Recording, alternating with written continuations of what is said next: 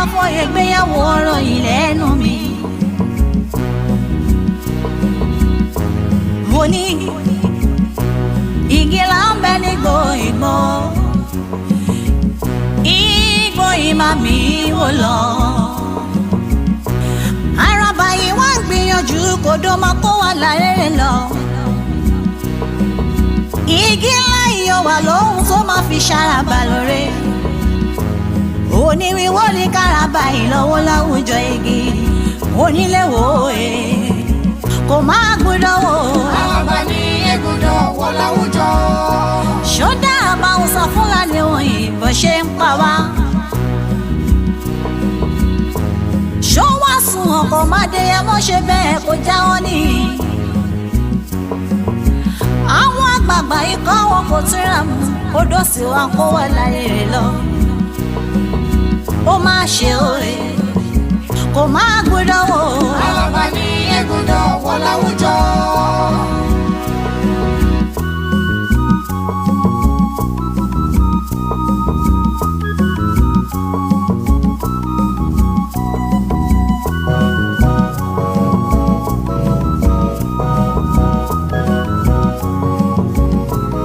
Èrò bá mi kọ́ mọ́ dé mọ́. Èmi kí ọmọ yìnyọ ilẹ̀ akíkanjú ọkùnrin ogun. Èrò bá mi kọ́ mọ́ wọn ní ìgbò ọmọ rẹ̀. Iná màrógún màmá ti di pẹ̀lẹ́ ọmọ bàbá rógún màmá ṣojú. Sunday ẹyẹ tó má ṣe bọ́ kí yẹn ò sí ní gbọ́mọ́. Òrìṣà tí ó ṣe bọ́kọ̀ màdé mú ni ṣebí yẹn ò kọ́ mọ́ lágbẹ̀dẹ. Ẹ̀bà lè jẹ́ ẹ̀bọ̀nà jẹ́. Adéyẹmí yóò máa sọ kọ̀ọ̀kan láì dáa. In your car, at work, at home, on your Igi orí smartphone. tó máa kọ́ ni wípé Yorùbá nation yìí ló going back again. Ẹ̀dá bí rẹ̀ ṣọ̀wọ́n òye kò máa gbọ́dọ̀ wò. Kò máa gbọ́dọ̀ wò, kò nílé wò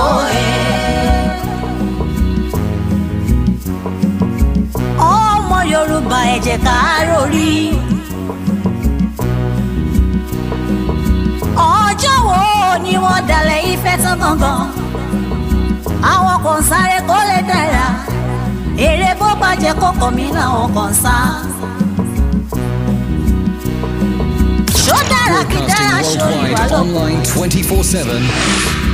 Yorùbá ìrònú kẹ́lọ́ fi mọ̀ ṣọ̀kan. Ọ̀tá ló pọ̀ tán ìwà ká. Kò máa gbọ́dọ̀ wò. Àràbà ní egbúdọ̀ wọ láwùjọ.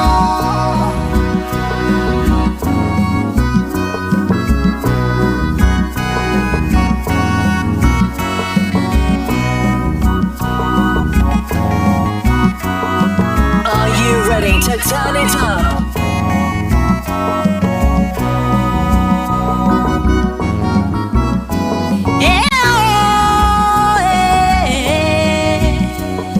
This is Star Radio UK.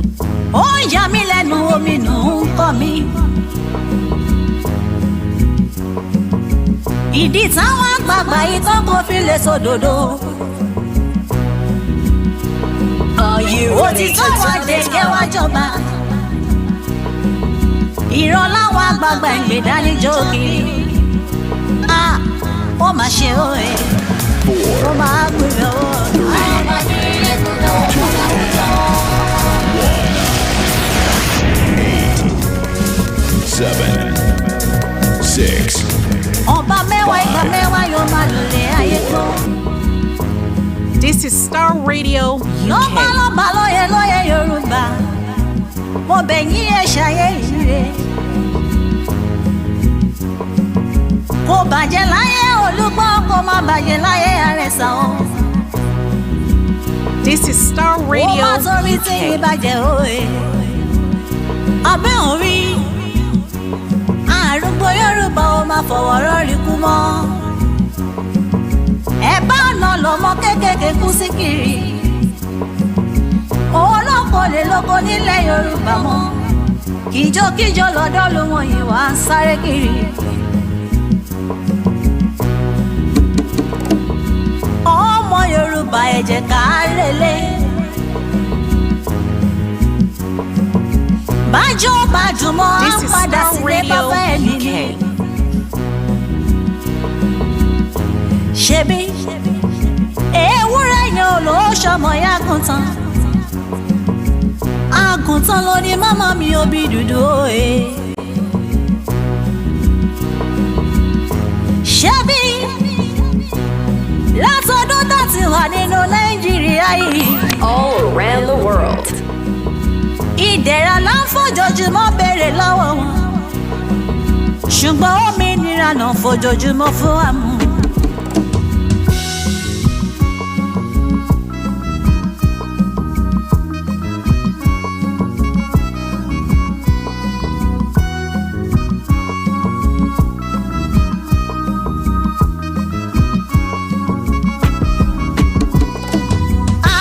Ó ṣe àsìkò tí tó ilé tó lọ òmìnira làfẹ́ ó ṣe This is Star Radio àsìkò tí tó ilé tó lọ òmìnira làfẹ́ ó ṣe àsìkò tí tó ilé tó lọ òmìnira làfẹ́ ó. Ìtò ayé This kó is máa Star gbọ́dọ̀ Radio UK. The war happening in Ukraine and the effect to the Africans in Ukraine as well, and those from the Nigerian. What has been the reaction? I say good evening before we kickstart, and I welcome you once again. ọlọ́mọ ayé o ẹ̀sùn mọ́ bí. This is Star Radio UK. olóyè ayé ẹ má bá mi ká lọ. ẹ ọ̀pọ̀ ìgbéyàwó ọ̀rọ̀ yìí lẹ́nu mi. mo ní igi là ń bẹ nígbò ìgbò. Are you ready to turn it ìgbò yìí up? má mi wò lọ. àràbà yìí wá ń gbìyànjú kò dó máa kó wà lárẹ́rẹ́ lọ.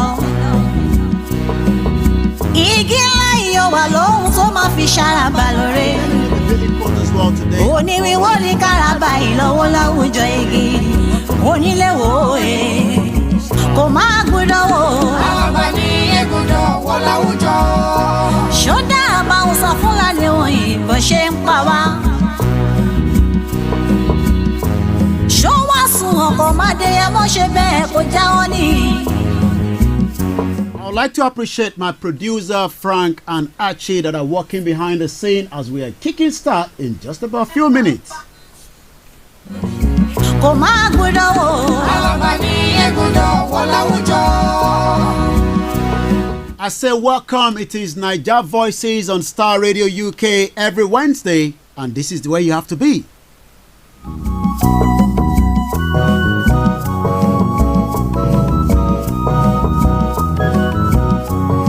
Are you watching us from Ghana? I say good evening. What has been the effect of your government in terms of the situation in Ukraine, where Africans have been literally not been very happy? And what has been the response of the Nigerian government, the Uganda? You can join us this evening. I'll be reviewing all that. But first and foremost, let's enjoy this. fún màmá ṣojo. Sunday ẹyẹ tó má ṣe bọ́ kí ẹ ò sí ní gbọ́mọ́. òrìṣà tí ó ṣe bọ́kọ̀ màdé mọ́ ni ṣebí yẹn ò kọ́ mọ́ lágbẹ̀dẹ. When the situation was about to start, American and the American government and likewise the United Kingdom and most foreigners that were living in Ukraine were told to leave in time. Did you get those messages from any African countries to tell you to get out of Ukraine before things get messy? kò máa gbọ́dọ̀ wò ó kò máa gbọ́dọ̀ wò ó kò nílé wò ó. ọmọ Yorùbá ẹ jẹ́ ká rórí. ọjọ́ wo ni wọ́n dalẹ̀ Ifẹ̀ tán gangan. We couldn't couldn't have done this without the support of every one of you, our listeners from around the world. Today is the second day of March, and as we continue to say, we are already in 2022. Yorùbá ìrònú kẹ́lọ́ fi mọ̀ ṣọ̀kan ọ̀tá ló pọ̀ tán yìí wá ká kó máa gbọ́dọ̀ wò. Àràbà ní ẹ̀gúndọ̀ wọ láwùjọ. We still have Chief Sunday Adeyemo Igboho being held in Benin Republic. We have Mazi Nnamdi Kanu in Abuja, and already Omoyele Sowore says he wants to be the president of the Federal Republic of Nigeria.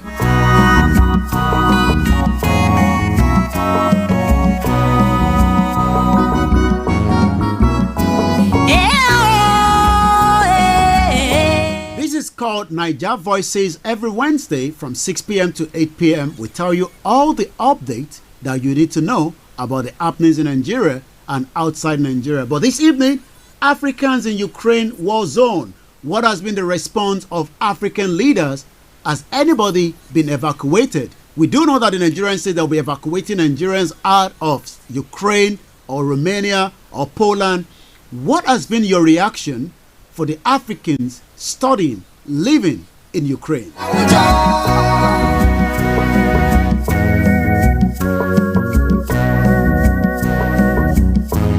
Ọba mẹ́wàá ìgbà mẹ́wàá yóò máa lòlẹ̀ ayé gbó. Lọ́ba lóye Yorùbá, mo bẹ̀ yín ẹ ṣayé. If African was okay, we shouldn't be going to Ukraine in the first place to further their education. Kó má bàjẹ́ láyé àrẹ̀sà o. Kó má torí téyín bàjẹ́ òye. Abẹ́ orí àrùgbó Yorùbá ó máa fọwọ́ rọ́ọ̀rì kú mọ́. At some point, University of Ibadan was a top-notch university. You wouldn't have to go and do further education in a country like Ukraine. But the reason why we have a lot of Africans on some other continent that are studying in Ukraine, because they have a very good medical education. That you that want to be a doctor, a surgeon, that is the reason why Africans are going to Ukraine. But since the last 6 days, it hasn't been going well for the Africans in Ukraine. Ṣebí ewúrẹ́ yẹn ò ló ṣọmọ ya àgùntàn. Àgùntàn ló ní màmá mi ò bí dúdú òye. Ṣebí. How do we solve the problem of Africans migrating out of other part of Africa for like Nigeria? As a lot of people have already said, Nigeria doesn't seem to be working. Nigeria should have been a place where all Africans can come in to do business, to live, to further their education. But Nigeria itself doesn't seem to be working.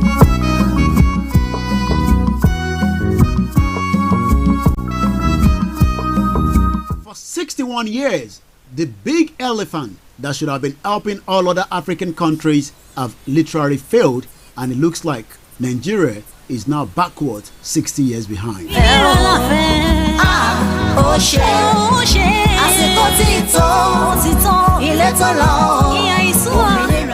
Let's leave the music. We come back to that. That is Janet, and that is Arabani. And I say once again, a very good evening and welcome to Naija Voices. There's a lot to discuss tonight. A lot of Africans are asking the questions, but we can't get the answer. But I hope tonight you will be helping me to get the answer to the question that I want to ask. And that question is, what has been the response of the African leaders in terms of support, evacuation of Africans that are living in Ukraine that eventually found themselves in the middle of a war zone? Do you have anyone in there? Is your friend in Ukraine? Have you been able to reach out to them? Have you been able to get in touch? Let's now ask the same question. The response of the international community. Do we have the same response to the IDP camps all over Nigeria? Or is it just a different war zone, completely different from the situation that is being played on the screen across the globe. My name is Olayomi Koiki, and I welcome you. I say good evening as you're joining us. We will take a short interlude, and when we come back, we will continue again. We couldn't have done this without the support of my engineer that is working behind the scene. But today's quote that I have says, let's look at the quote. The quote that we have today says, great men passionate to light the world. Great men. Are you going to be one of those great men or great women to passion this light of this world? Or do you sit behind the fence and allow a lot of injustice, especially in Nigeria, that is taking place? Is Nigeria really under pressure? Which way Nigeria? Which way to go? Which way to go? Do you still love your fatherland? A lot of people say we love Nigeria, but I'm not sure whether we have millions of Nigerians also following the development in Ukraine. I've asked the question, why has it taken so long before the Nigerian government respond to the aid of Nigerians in Ukraine? Because if the government have been given information to tell their citizens to evacuate Ukraine, apart from those that decided they're not going anywhere, I'm sure a lot of Nigerians would have left Ukraine in time before the crisis. Which way Nigeria is the next track?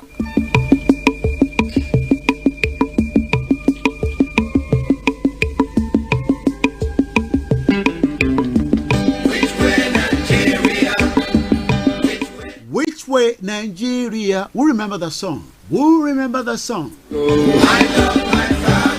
Are you sure you still love this your fatherland? Especially those that are saying a self-determination, a total opt-out of Nigeria is the only option. Have you looked at the new updated version of this constitution review amendment where the senator are saying out of the 68 exclusive list, we can at least deal with the 49? Do you now say that you're more than happy that since they've amended the 1999 constitution, that is more than enough for you to say people should go and vote? You know my stake. You know where I stand. That is not the stand of the Star Radio UK. I believe it's time that Nigeria should be divided. Which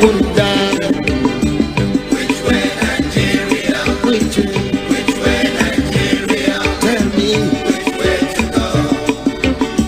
I love my fatherland. Oh yeah. I want to know. Yes, I want. It is called Star Radio UK. Let's leave that for now because there's a lot on the table that I want us to discuss tonight. And I'm going to be needing your help for those of you that are listening to us. And I hope you can all hear me loud and clear from wherever you're watching us this evening. Nigerians have asked the question a lot of time. And I've been able to ask the same question. Why has it taken it so long that people that have the know refuse to tell Nigerians the truth? What am I trying to say here?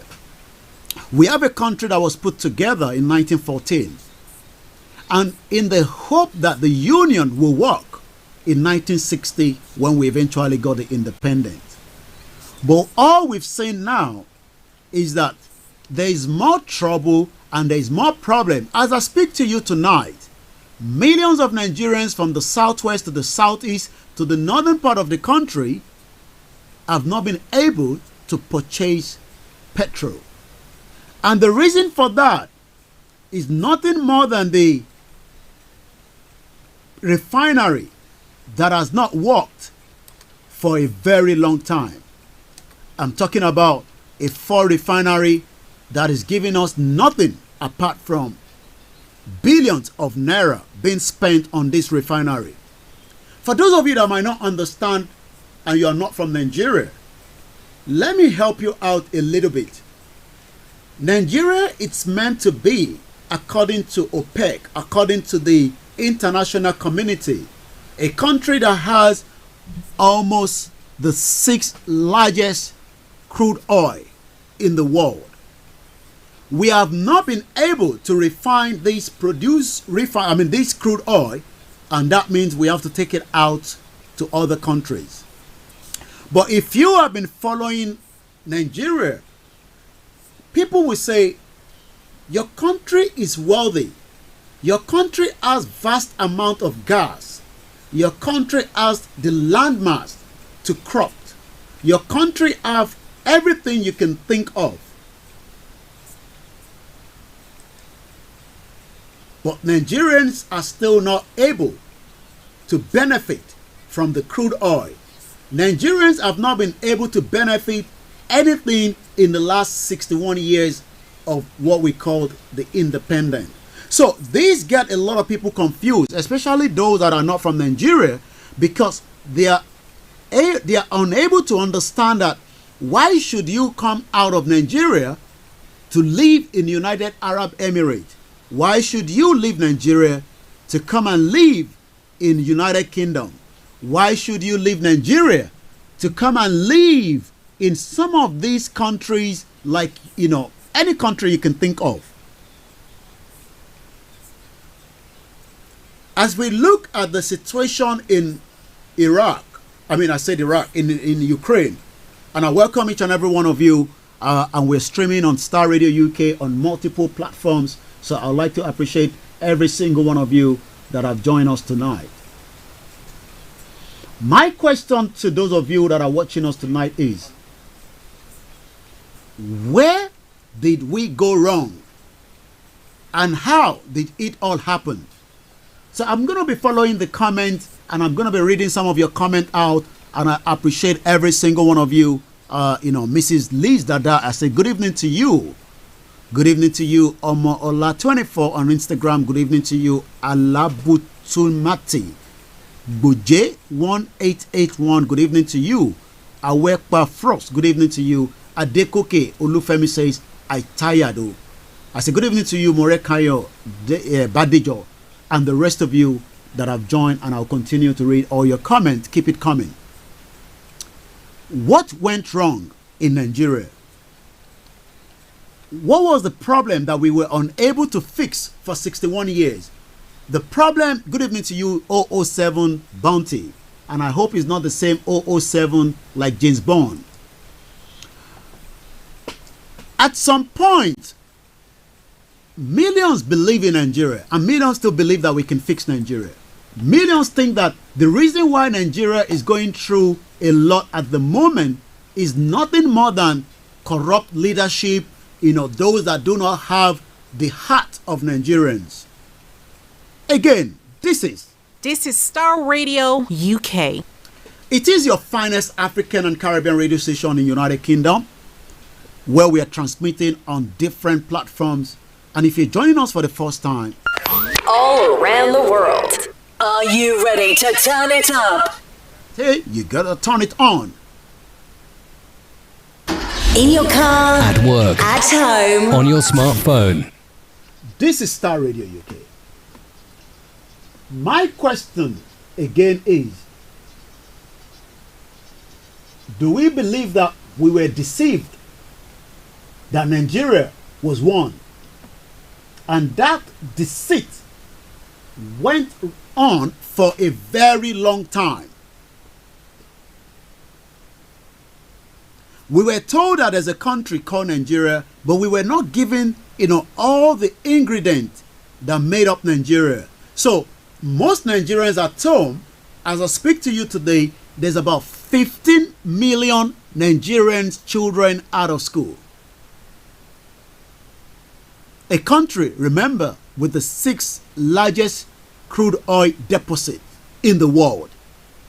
But it still remains the number one capital poverty of the world. So as I speak to you tonight, the 2nd of March 2022, we have millions in there, almost 100 millions out of the 200 million Nigerians that are under the United Nations known as people living with extreme poverty.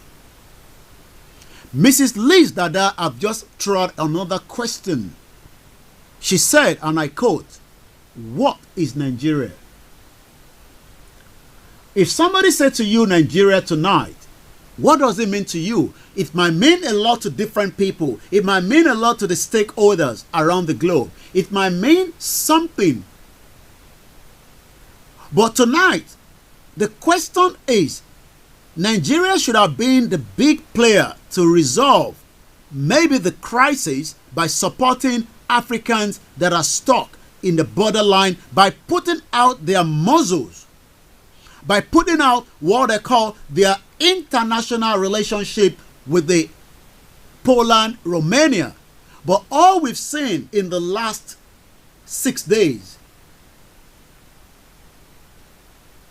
is the torture, abuse, the racism of Nigerians and other African countries living in Ukraine, but the war caught up on them.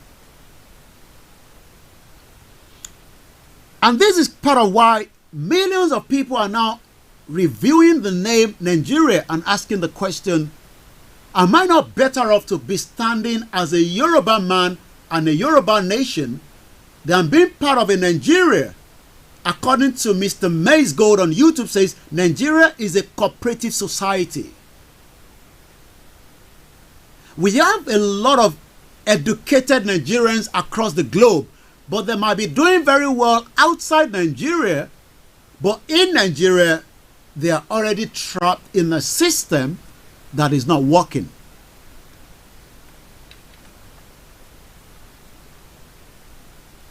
A very good evening to each and every single one of you. Good evening, as you join us on this Wednesday edition. What is the value of being a Nigerian? I've been following the situation on Twitter. I've been reading a lot.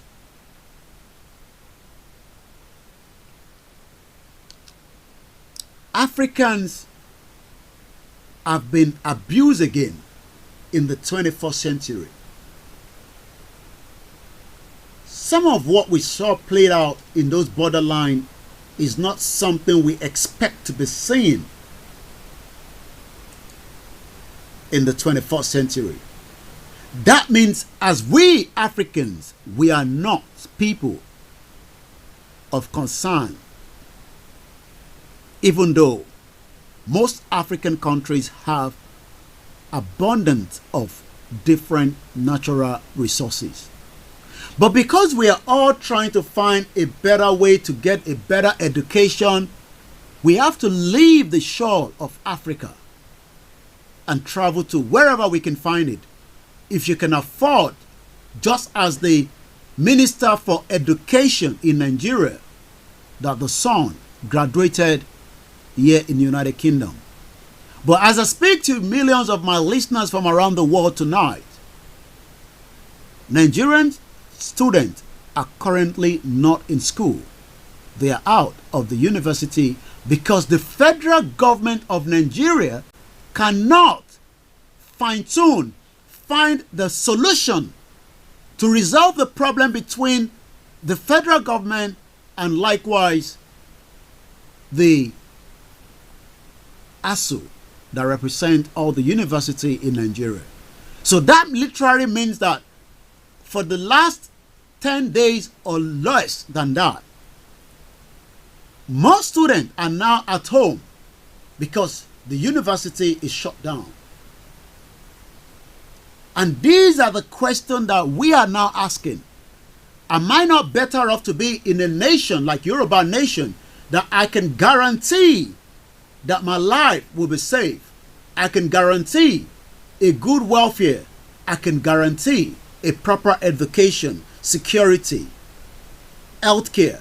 But in Nigeria today, the president of the Federal Republic of Nigeria, President Muhammadu Buhari, will be traveling to London from tomorrow for 2 weeks on a medical checkup. And the question is, what is wrong with Africans? The president of one of the black prosperous nation, as is being told to us, which is a deceit in the first place. There's nothing called Nigeria. Nigeria was put together by the British government in 1914 in the hope that the union will work, but with a clause that after 100 years, we can come back on the round table in Lancaster House here in UK and decide whether there's peace, there's unity, and there's progress. But we know, because evidence have given us that from the index of what is happening in Nigeria, Titilola, Mrs. Ayino, says nothing good can come out of the 419 country called Nigeria. Good evening to you, Julius Tosin. Nigeria only meant for the politician's family, that is all. I'm going to play something for the benefit of those that are not from Nigeria.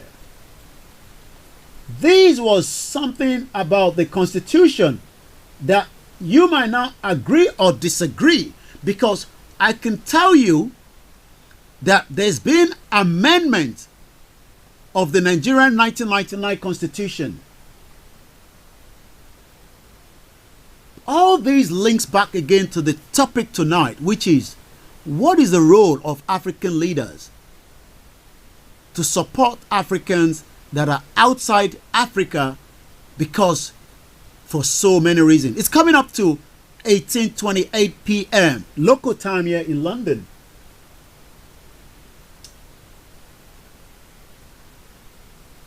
And the question is, do you think that Nigeria, now that we've got this constitution amendment, will solve our problem?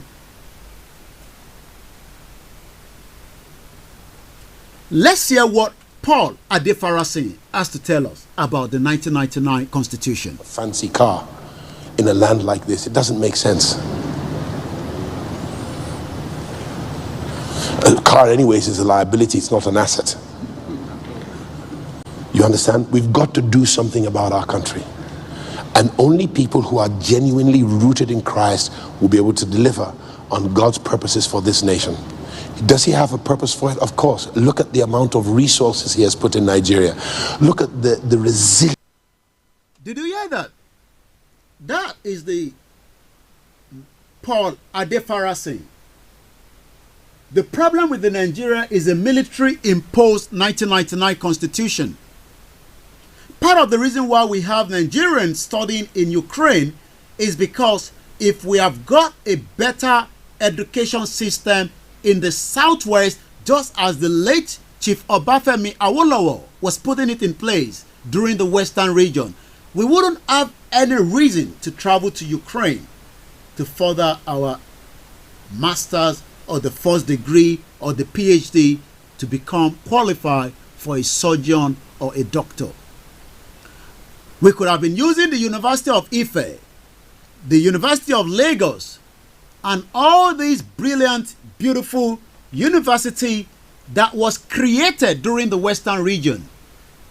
But the quality has literally dropped.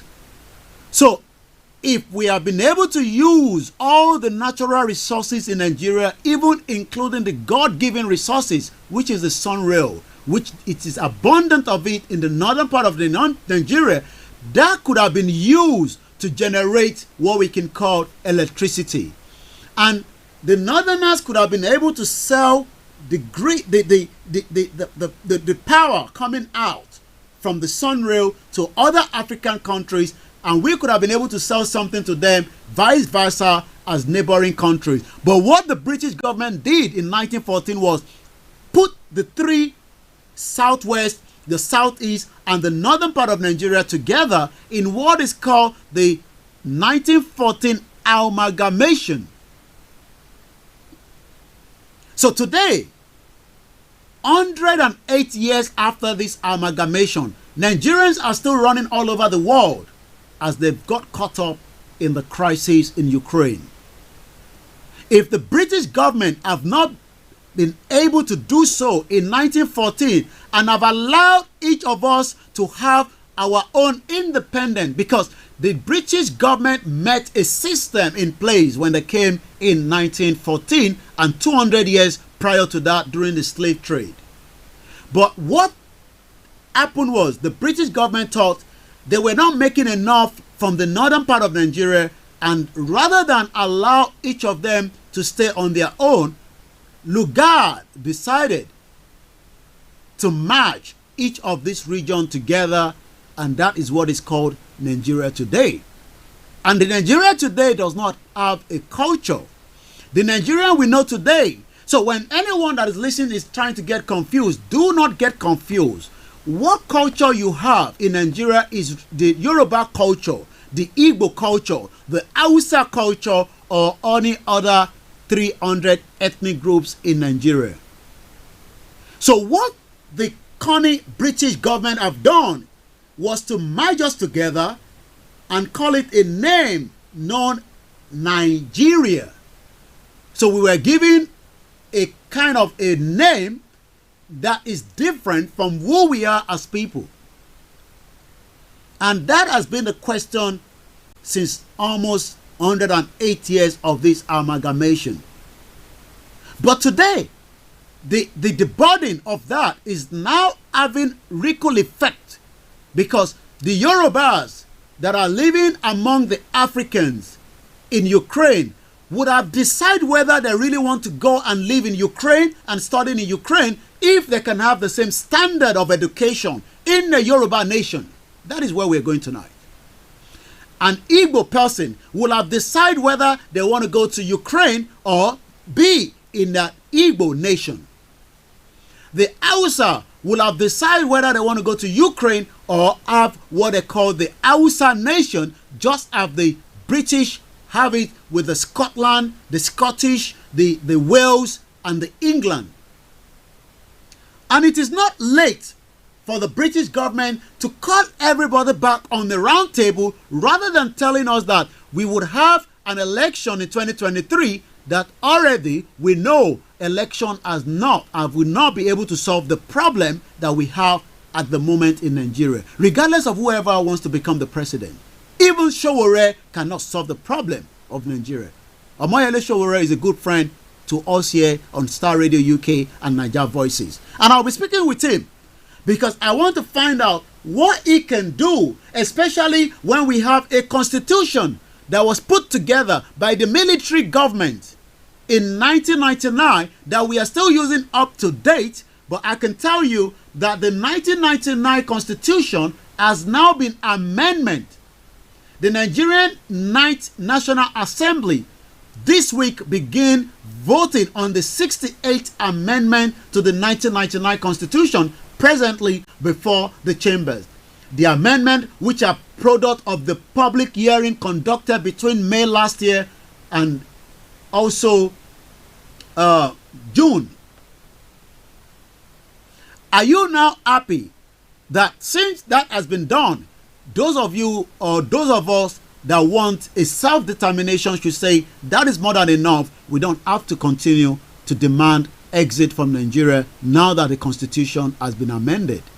Or is it still a situation where they've cunning in their own ways, the Nigerian politicians, just as most African politicians that have abandoned their citizens in Ukraine borderline of Poland and Romania and been allowed to live in a shanty situation when other countries are scrambling their aircraft to bring them back home?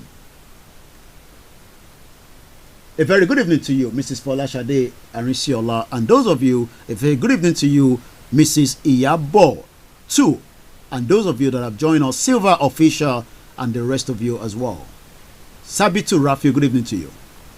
Good evening to you, Mrs. Festus, Fatusi Elizabeth.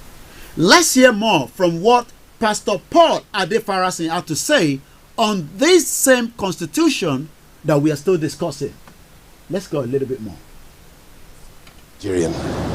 Look at how Nigerians are succeeding everywhere in the world, whether they left Nigeria 400 years ago or left Nigeria on a plane 50 years ago. They excel. We're at the top of the treasury in the United States. We're at the top of the World Bank. The list is very long. in all the sciences and in all the arts. So the problem is not Nigerians, it is Nigeria and its constitution. The document upon which we were formed was a few soldiers who put it together and their surrogates. It was a few soldiers that sat together and decided that we will give you Nigerians, about 200 million of us, a constitution that has now been used to swear in the first president, the former President Olusegun Obasanjo, up to President Muhammadu Buhari. Even Sowore wants to contest under that fraudulent constitution. Even Tinubu wants to contest under that fraudulent constitution. Kingsley Moghalu, Anyanwa, and likewise also Dele Momodu. They all believe that by contesting under this 1999 military decree, the situation will be resolved. And my question again is,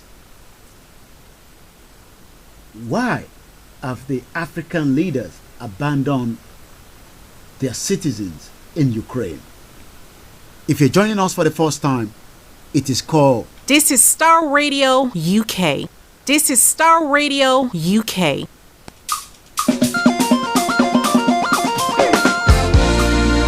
It is called Star Radio UK, the finest African and Caribbean radio station in London, as we continue to give you the best and the best. All around the world. We have been listening to all around the world. We're going to go back again and listen to Pastor Paul Adefarasi on that fraudulent 1999 constitution.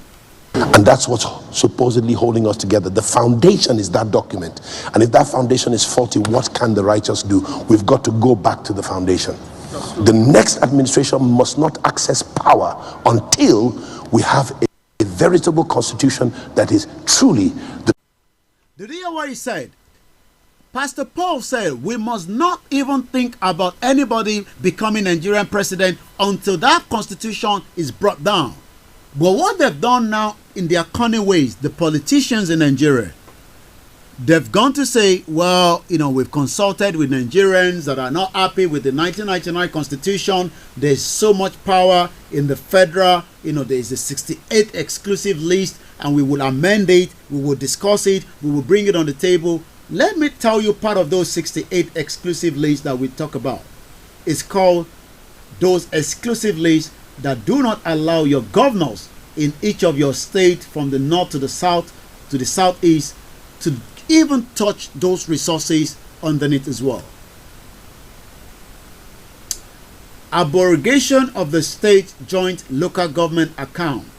This seeks to, among others, provide for a special account into which shall be paid all allocations due to the local government councils from the federation accounts and from the government of the state to engage the engagement, their financial autonomy. So each of your local government, the 774 local government, do not have their own full autonomy. Just as we have it here in United Kingdom, in England precisely, each of our council have autonomy to decide how the money given to them can be managed, how the money given to them can be making sure that everybody living in each of the local government are well taken care of. But it's a reserve in Nigeria. It's not like that. If you want to join the studio line, I'll be giving you the number to call. Please do not call our mobile number, because that is not the right number if you'd like to also add your voice into the program. So I'm going to be releasing the number in just about a few minutes. Just bear with me. Once again, a very good evening to those of you that have joined us on Star Radio UK. It is the finest African and Caribbean radio station in London. So I'm going to give the number. Just bear with us. The number will probably also come up on the screen in just about a few minutes for those of you that are watching us on all the platforms from around the globe. Nigerians, it is time you start asking those questions.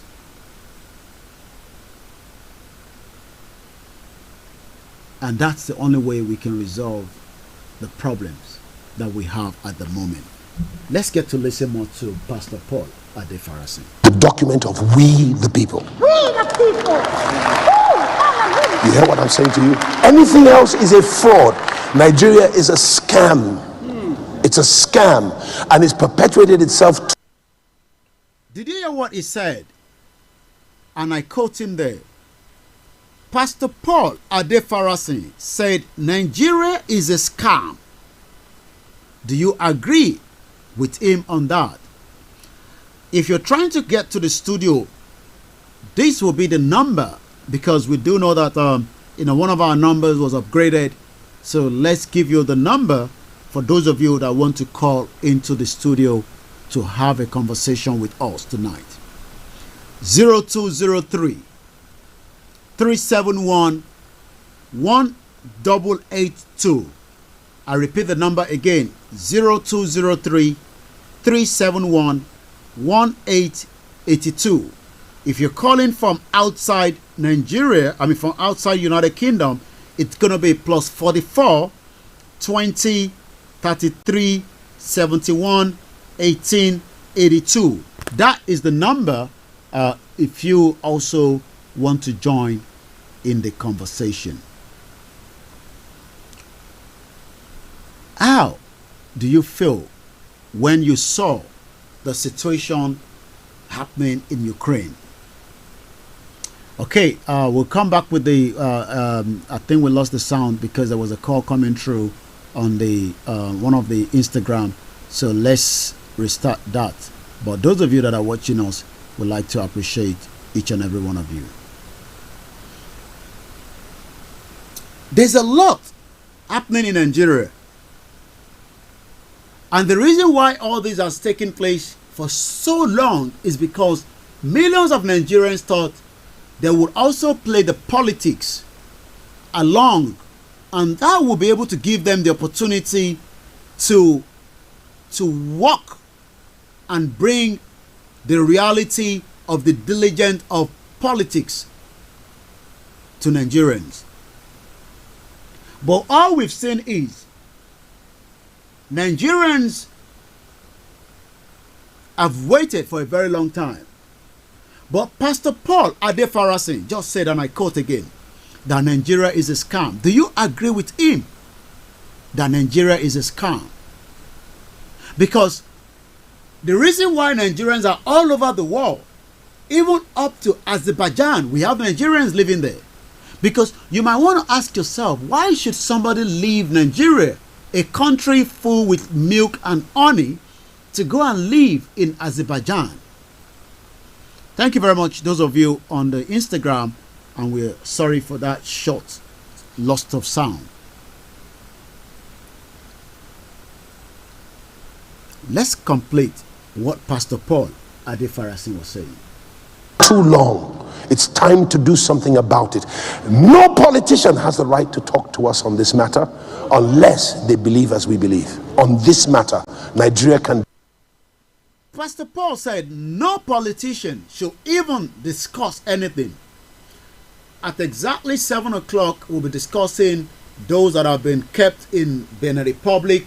Chief Sunday Igboho will be discussing Nnamdi Kanu. We'll be discussing all the human rights activists in Nigeria that are being chased away or being locked up by the Nigerian government, and also the massacre, the killings of innocent Nigerians by the terrorists, likewise the killing of innocent Nigerians by the military in the southeast of the country that is not being reported across the globe. Let's come back. Those of you that are watching us on Instagram, on Koiki, you have to move to Olayomi Koiki, where you can continue to watch the broadcast, or you can also join us on Star Radio UK or the other platform, because we're gonna have to turn that off in just about a few minutes. Let's go back and listen to Pastor Paul. The problem with Nigeria, for me, is not just the military constitution, it's also the fraudulent amalgamation that took place in 1914. Do better, she can get better, and she can win.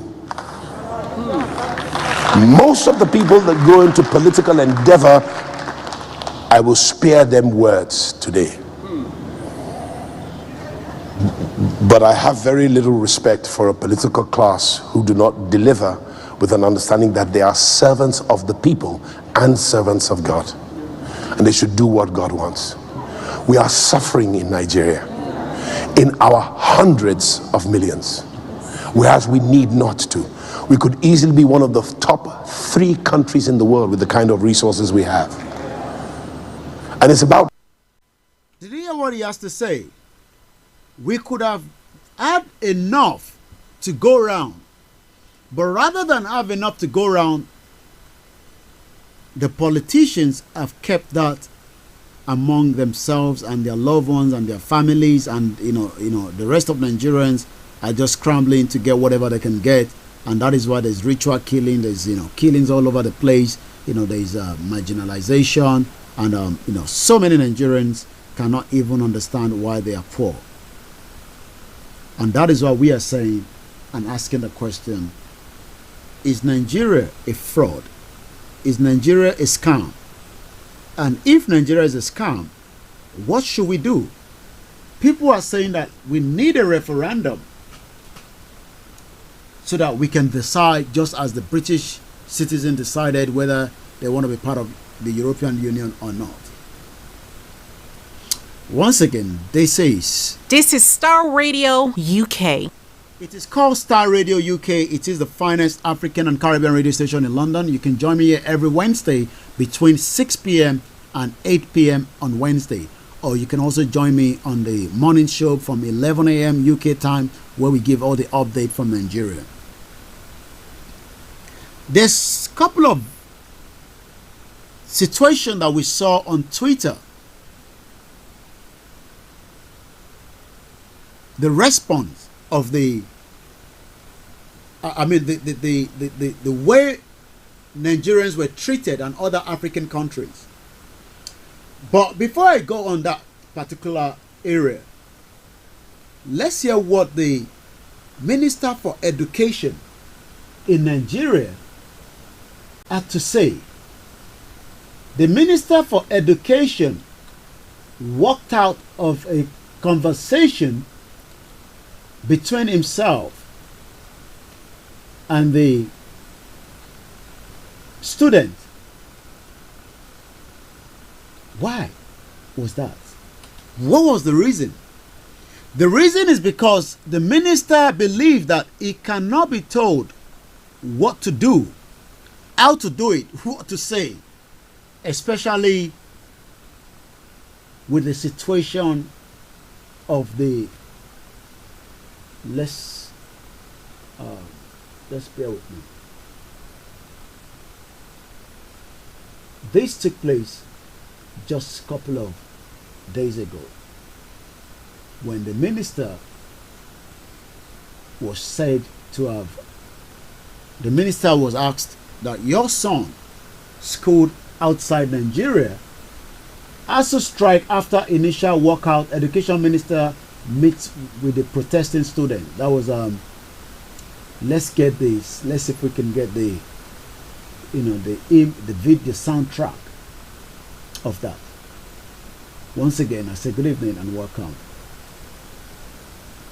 Why would a minister of education, because that's why a lot of Nigerians are outside Nigeria in the first place, because they will believe that they can have a better opportunity outside Nigeria in terms of a quality education where there will be no strike. But we know that there's been a lot of strike in Nigeria lately. Let's go back to hear more from Pastor Paul Adefarasi. Time that we let the international community know that they must be partial. Don't come and tell us that you're protecting democracy. Don't come and tell us that you're looking for free and fair elections. Which election has been free and fair in this country, except the closest to it, Abiola and Babagana Kinkibe, which was annulled?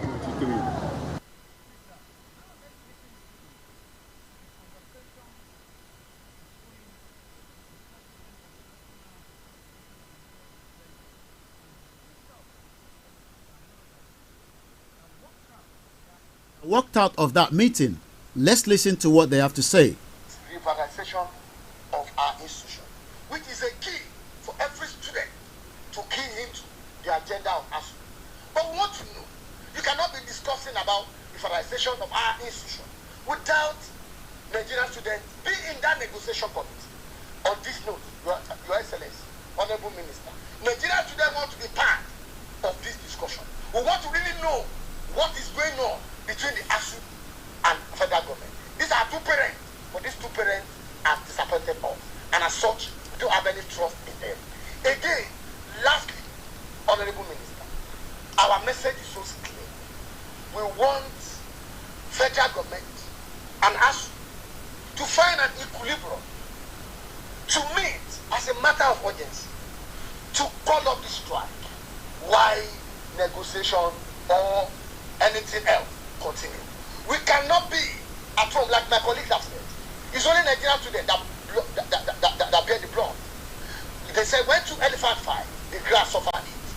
Like they have said, at the end of every tenure, at the end of every 4 years, Honorable Minister, this is your top, this is the second time in office. Your salary will be paid. The salary of the lecturer will be paid.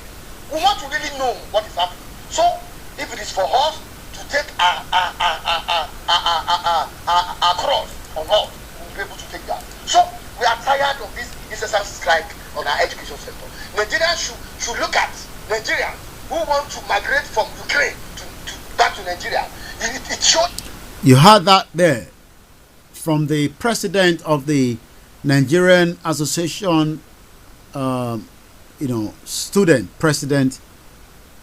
Let's get more from that communication that all happened in Abuja some few days ago. Like another attitude of our government toward the education sector. That is why Nigerians are leaving this country to study outside the country. Again, you heard it there. The reason why Nigerians are traveling to Ukraine to further their education is nothing more than the education system in Nigeria is not working properly. I mean, so many Nigerians have passed through university in Nigeria for those that have been able to afford it.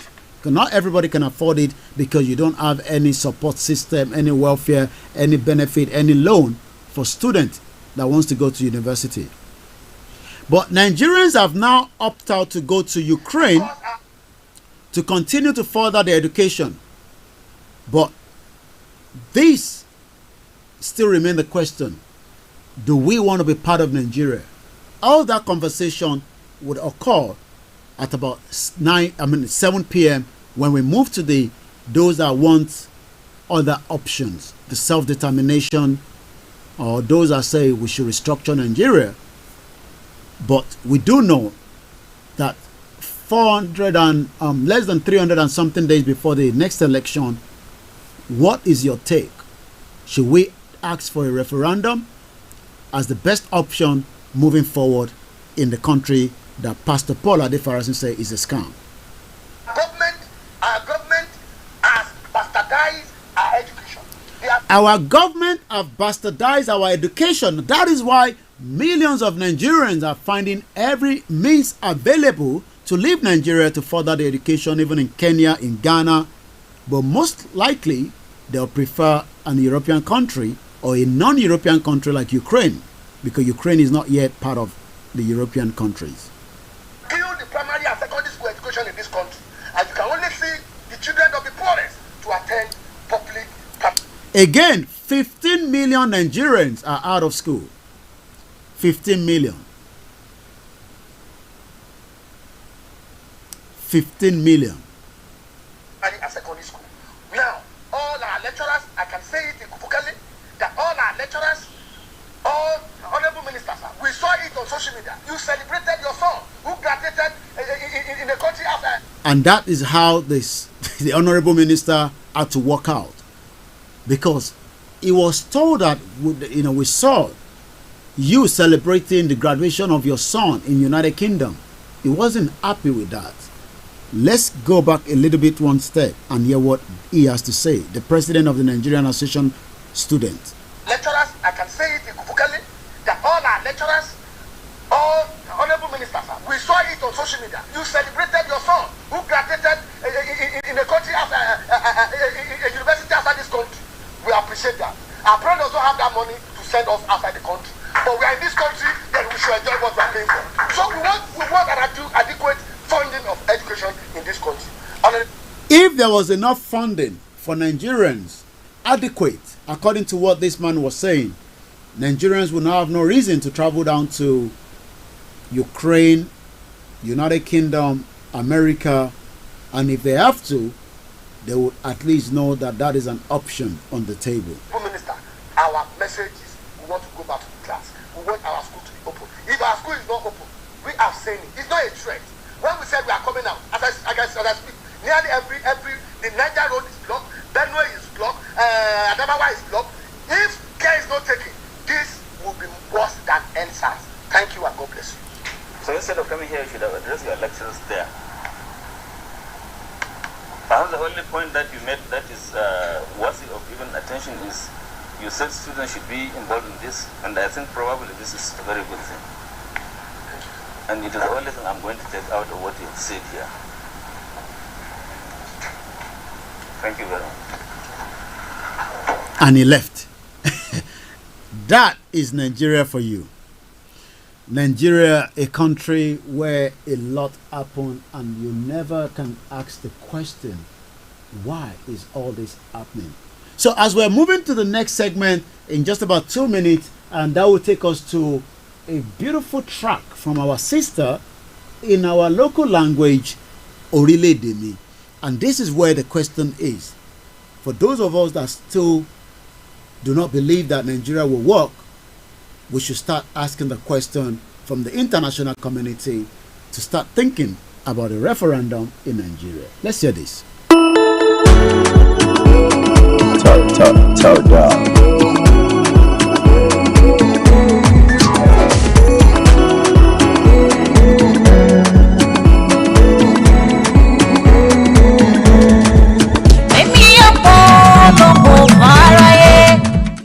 Yes, that is Orile-Ede-mi. As we're moving into the second segment on Naija Voices, is coming up to exactly 7 p.m.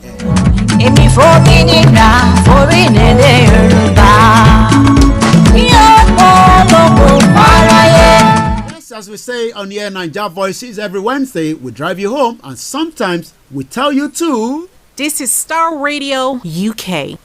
In your car, at work, at home, on your smartphone.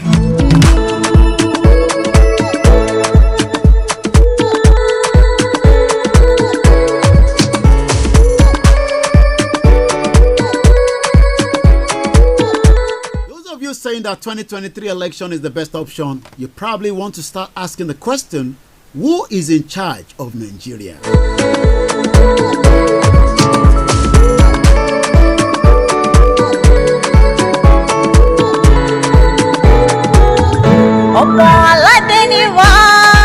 We have everything to stand as a nation. The Yorubas are more than 120 million around the world. Belgium is not even up to 10 million. I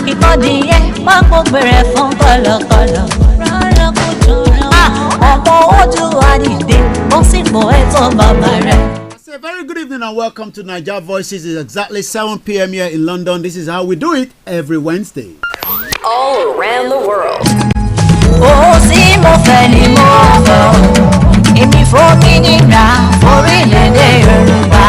There's no point having a country that is as big as elephant and cannot even do anything, and that is why we are saying a self-determination, the campaign that has been going on for a very long time. I'll be giving you all the update that what you need to know. The question again is, what is going to happen to Mazi Nnamdi Kanu next court case in April?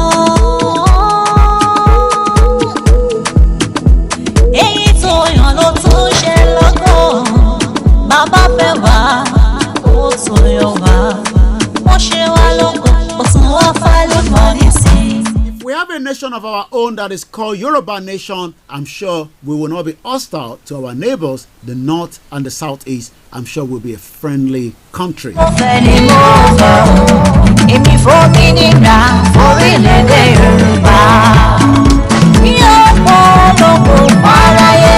welcome you once again. I say good evening, as we know that the problem in Ukraine is also going to increase our gas price here in the United Kingdom. Thank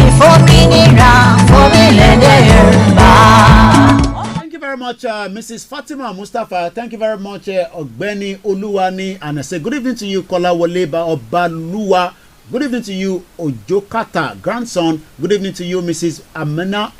Good evening to you, Bode. Bàbá mi dìde, jọ̀wọ́ jẹ́rìí ara rẹ̀.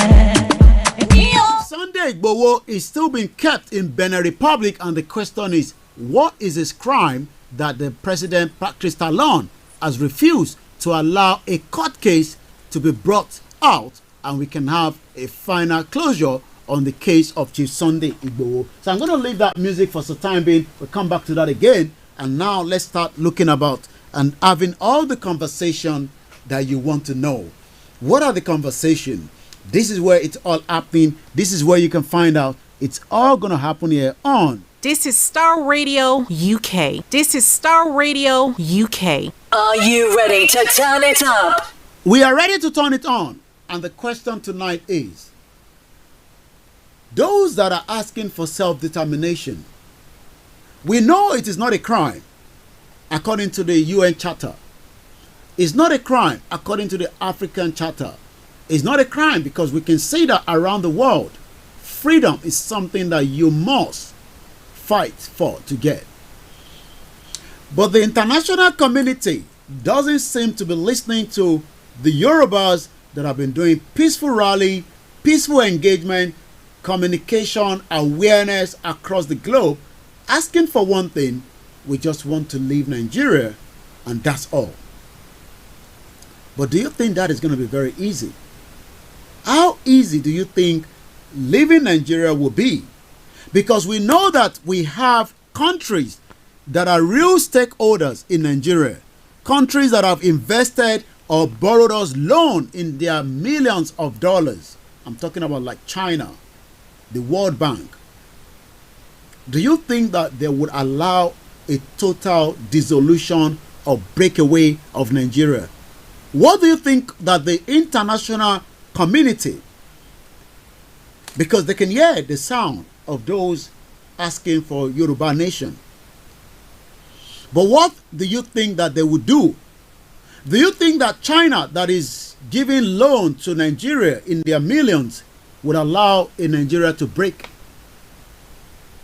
Do you think that United Kingdom, that continue to give their expertise, their advice, their support to Nigeria, would allow Nigeria to break?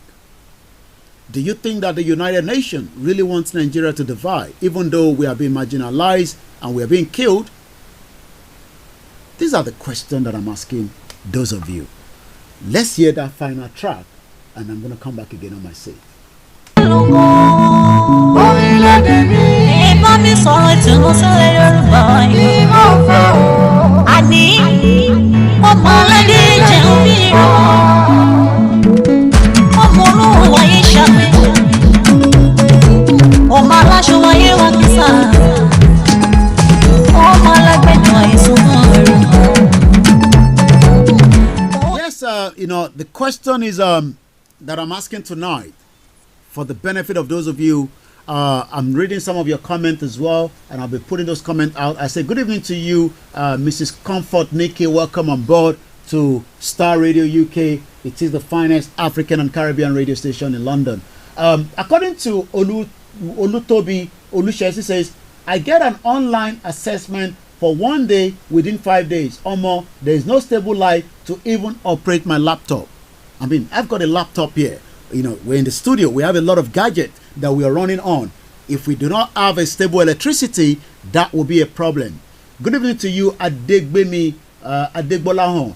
And also, I've got this comment that says, fuel scarcity in Nigeria is a crazy problem considering how Nigerians need fuel, not just for their cars and transport, but for a reliable electricity. It is like two problems compounded into one.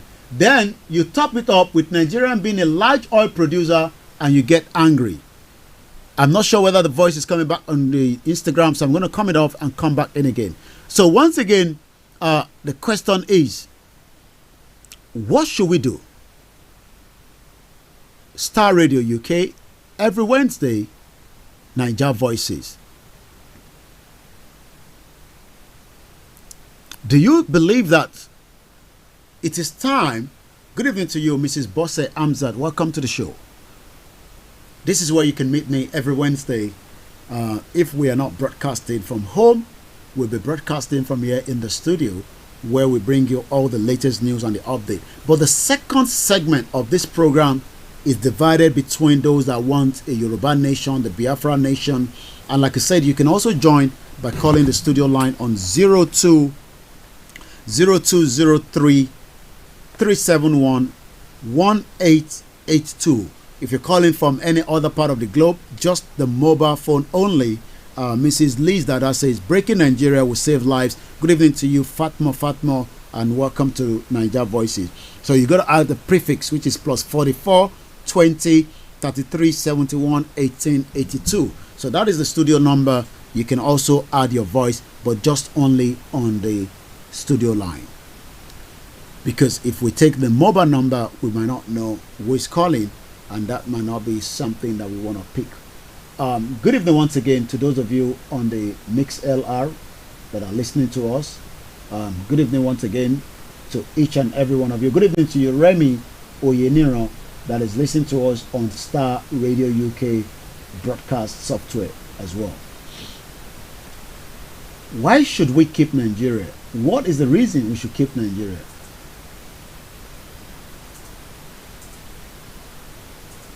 I'd like to appreciate my producer, Frank and Archie. Tomorrow is going to be the property hour.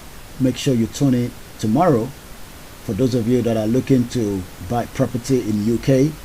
For those of you that wants to have property in United Kingdom, everything you need to know, you can have it there. Good evening to you, Mrs. Funke Iyalaje. Welcome to the program. We'd like to appreciate each and every single one of you that join us. I've been doing this for the last almost 5 years now, where we discuss issues affecting Nigeria. But at about 9 minutes past the hour today, Wednesday, the 2nd of March 2022, my question, you all know my stake. You know where I stand. I want a Yoruba nation. I don't believe in one Nigeria anymore. But those that still think that one Nigeria will work, we're saying to them, Nigeria was never a country. We were better off to leave Nigeria on a peaceful way. Let's just come on the round table, divide Nigeria, just as Nigeria was put together in 1914. But people are saying that, how do you think the international community will accept a Yoruba nation? We have about 192 countries in the world. Does it mean that all the 192 countries will be against us having a Yoruba nation? If ever we even have to declare it. If we have to declare Yoruba nation, do you think that all the 192 countries that we have, apart from the two that has also been added from the domestic and lunatic from Russia, those have not even been given all the headways at the United Nations, but I'm sure as time goes on, they would have to accept them as a country. So do you think also that we should declare a Yoruba nation? And if we declare Yoruba nation, what will be the consequence of that? How will the world react to that? Julius Tosin said Nigerians can never survive in another 5 years to come, even if we keep Nigeria as one. I want to get your own comment. I want to read your comment. I want to see how your reaction is for those of you that say, we can work with Nigeria. Nigeria is going to be workable. Let us just give it some time. I don't think so. I think Nigeria has expired and we should just let it go.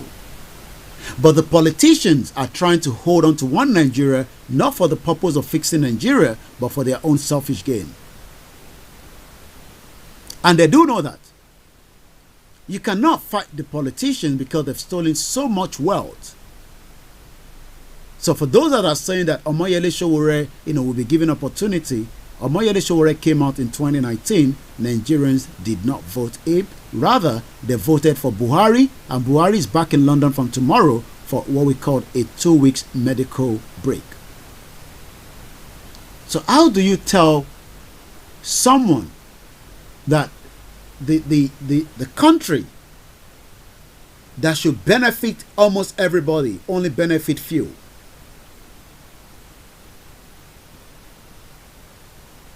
And this is why we are saying that we can tell the countries that love Nigeria that we, the real owner of the land, do not love Nigeria anymore.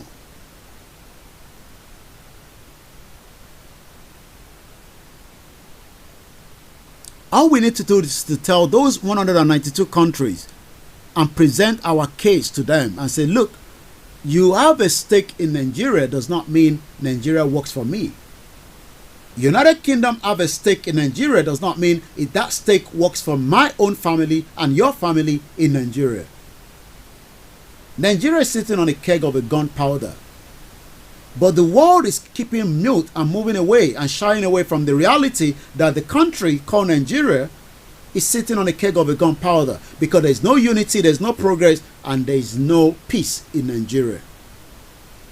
It doesn't matter whatever you're being told around the world or in Nigeria by the mainstream media or the Nigerian politicians, whether it's the PDP, the APC, or the AFGA, or any one of them, you are being fooled and deceived. It's all called deceit. You are living in illusion with the hope that one day Nigeria will become a powerful country that will solve all the problems within Nigeria and most African countries. You are living in illusion because Nigeria is never going to work. We've seen that the index of being part of a country called Nigeria is having a big toll on millions of Nigerians that are not Nigerians or from those countries that are being out of Nigeria. We have professionals in Nigeria that are already being marginalized. By the time a particular tribe is meant to become, the chief of army staff of Nigeria, that is when the person will be retired. By the time somebody is having the position getting closer to the top, that is when something goes wrong. And this has been going on for decades.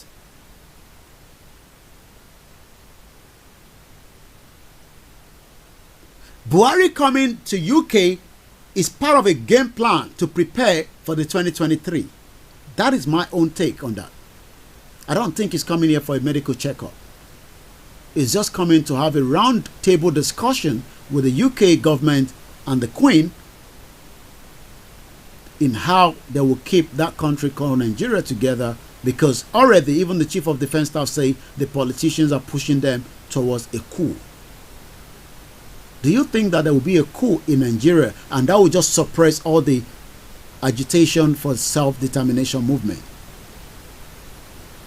Is Nigeria really under pressure? Can Nigeria cope for another 10 years? Mrs. Bose Amza say, I don't think Nigeria can work again. Nigeria is dead since the June 12. Buhari, the president of the Nigeria, will arrive in United Kingdom tomorrow for what we are told a 2 weeks medical break. Do you believe that? Why should he, even in the first place, be traveling to United Kingdom for medical treatment? When was the last time Boris Johnson had to travel to Germany for medical treatment? We have a big problem, but every one of us is shying away from this problem. Chief Sunday Igboho rose up to say that enough is enough of the killings of my people. And I'm going to play a video on one of the interviews that Chief Sunday Igboho gave last year when I was at home.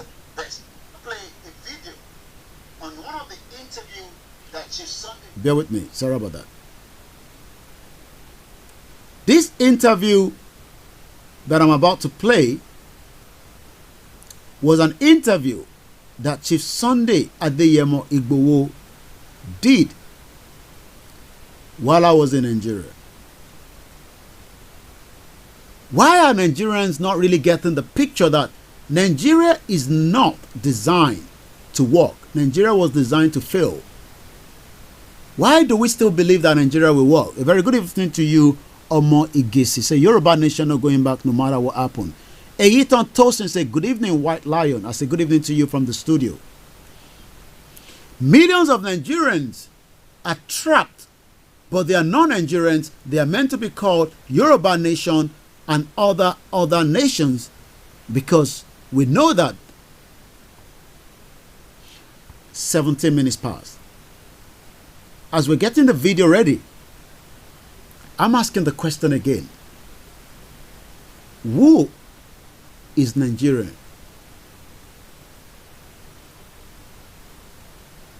Let's hear this first. This was one of the rallies that took place in Ekiti State.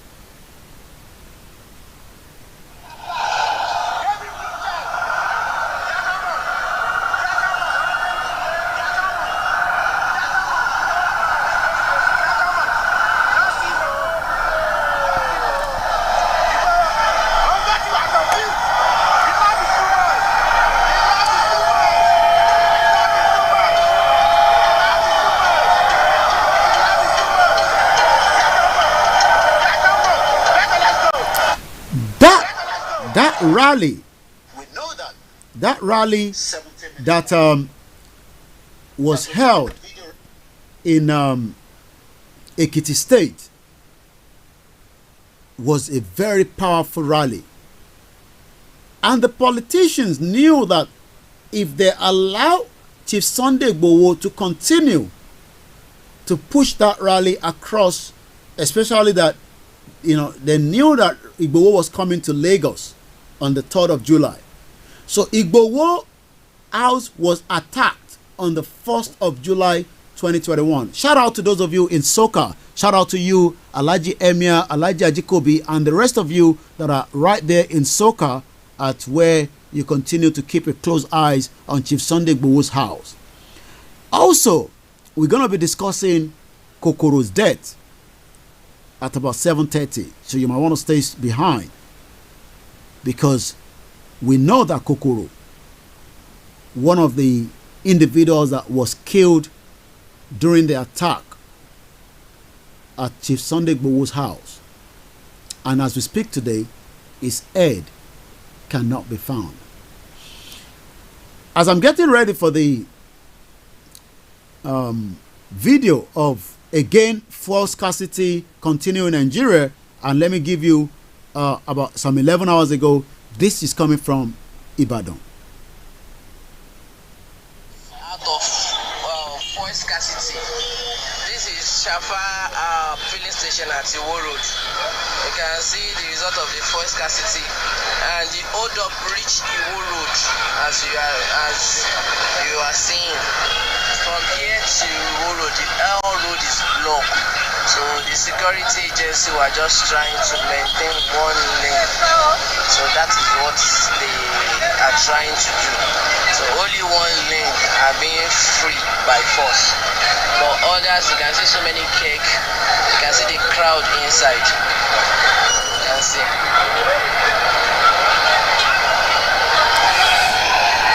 That is Iwo Road.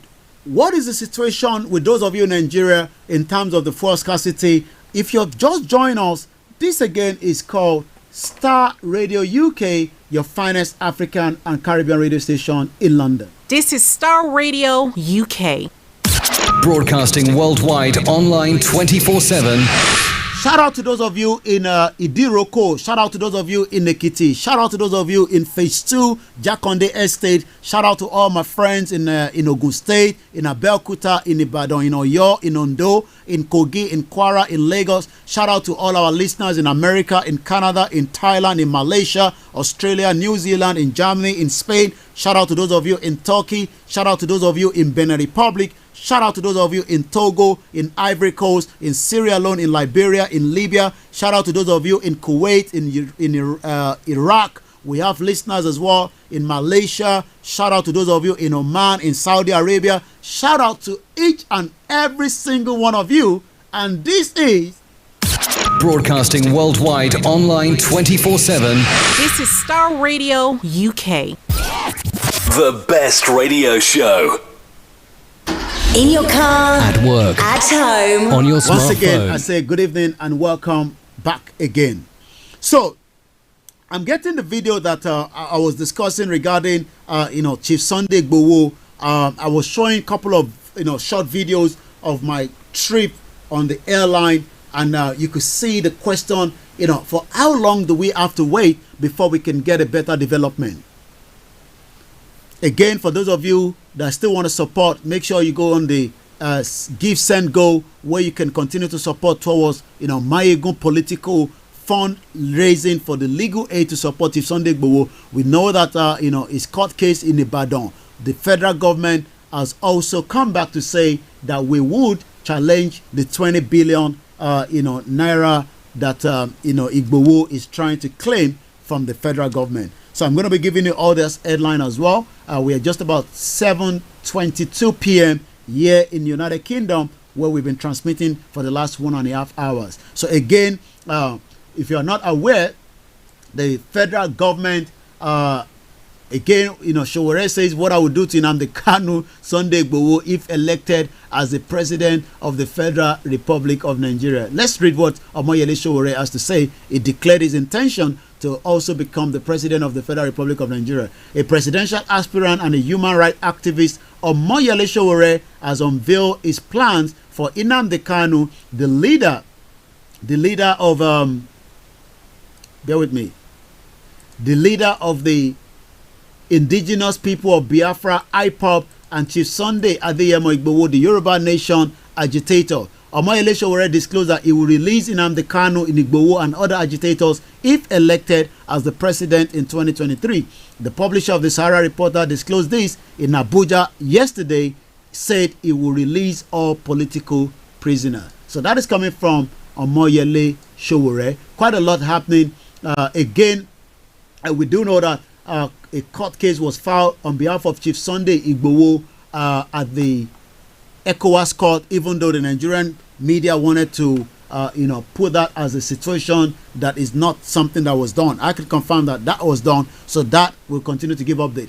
But 2 days ago, federal government and the Attorney General of the Federation, the DSS, have now appealed the 20 billion naira judgment filed against them in Ibadan. So let me give you the latest on that for those of you that have not been aware. The Attorney General of the Federation, Abubakar Malami, Senior Advocate of Nigeria, and the Department of the State Service, DSS, have appealed an Oyo State High Court judgment that awarded 20 billion naira aggravated damages against them for the illegal invasion of the home of Chief Sunday Adeyemo, aka Igboho, in Ibadan, the state capital, on the 1st of July. Remember that the appellant, in his notice of appeal filed at the Court of Appeal in Ibadan Division, said they were dissatisfied with the judgment of the Justice A.I. Akintola on September 17. So the federal government is saying that we are not happy, even though 2 people were killed in Ibadan on the 1st of July. As we speak to you right now, they've not been able to release the body of Adogon and likewise Alhaji Fatai. We also know that the governor of Oyo State, Seyi Makinde, with his criminal gangs known as Auxiliary, killed Kokoro as well in Ibadan last couple of weeks. And when we were able to find the body of Kokoro, we realized that the body has been badly damaged, that we could only see half of the body. The head is no longer available. So the question then is, do we still want to continue in this kind of society, in this kind of system that have not just failed you, but have failed millions of people? And why should we want to continue with that? So this is why some of us are now saying, we've had enough of being part of Nigeria. It is time to say, let us leave Nigeria alone and come back. Eyiton Tosin saying, according to his information, these are people in Nigeria, is 300 naira per litre now in Nigeria. A very good evening to you. Adeyemi Omotayo says, White Lion, they have made life miserable for us. No fuel, no light. I bought it at 700 naira per litre. How many people can afford that? Mrs. Liz Dada said the shenanigans over the years are just too much. Everyone should go their separate ways. Enough is enough. Yoruba Nation no going back. Continue to bring your comment, and I'll be reading those comments for the benefit of those that are listening to us on all our platforms. I wouldn't have been able to do this without my producer, Mr. Frank David, and likewise Mr. Archie, and the rest of those that are working behind the scene. But once again, this is Star Radio UK. Broadcasting worldwide online 24/7. Are you ready to turn it up?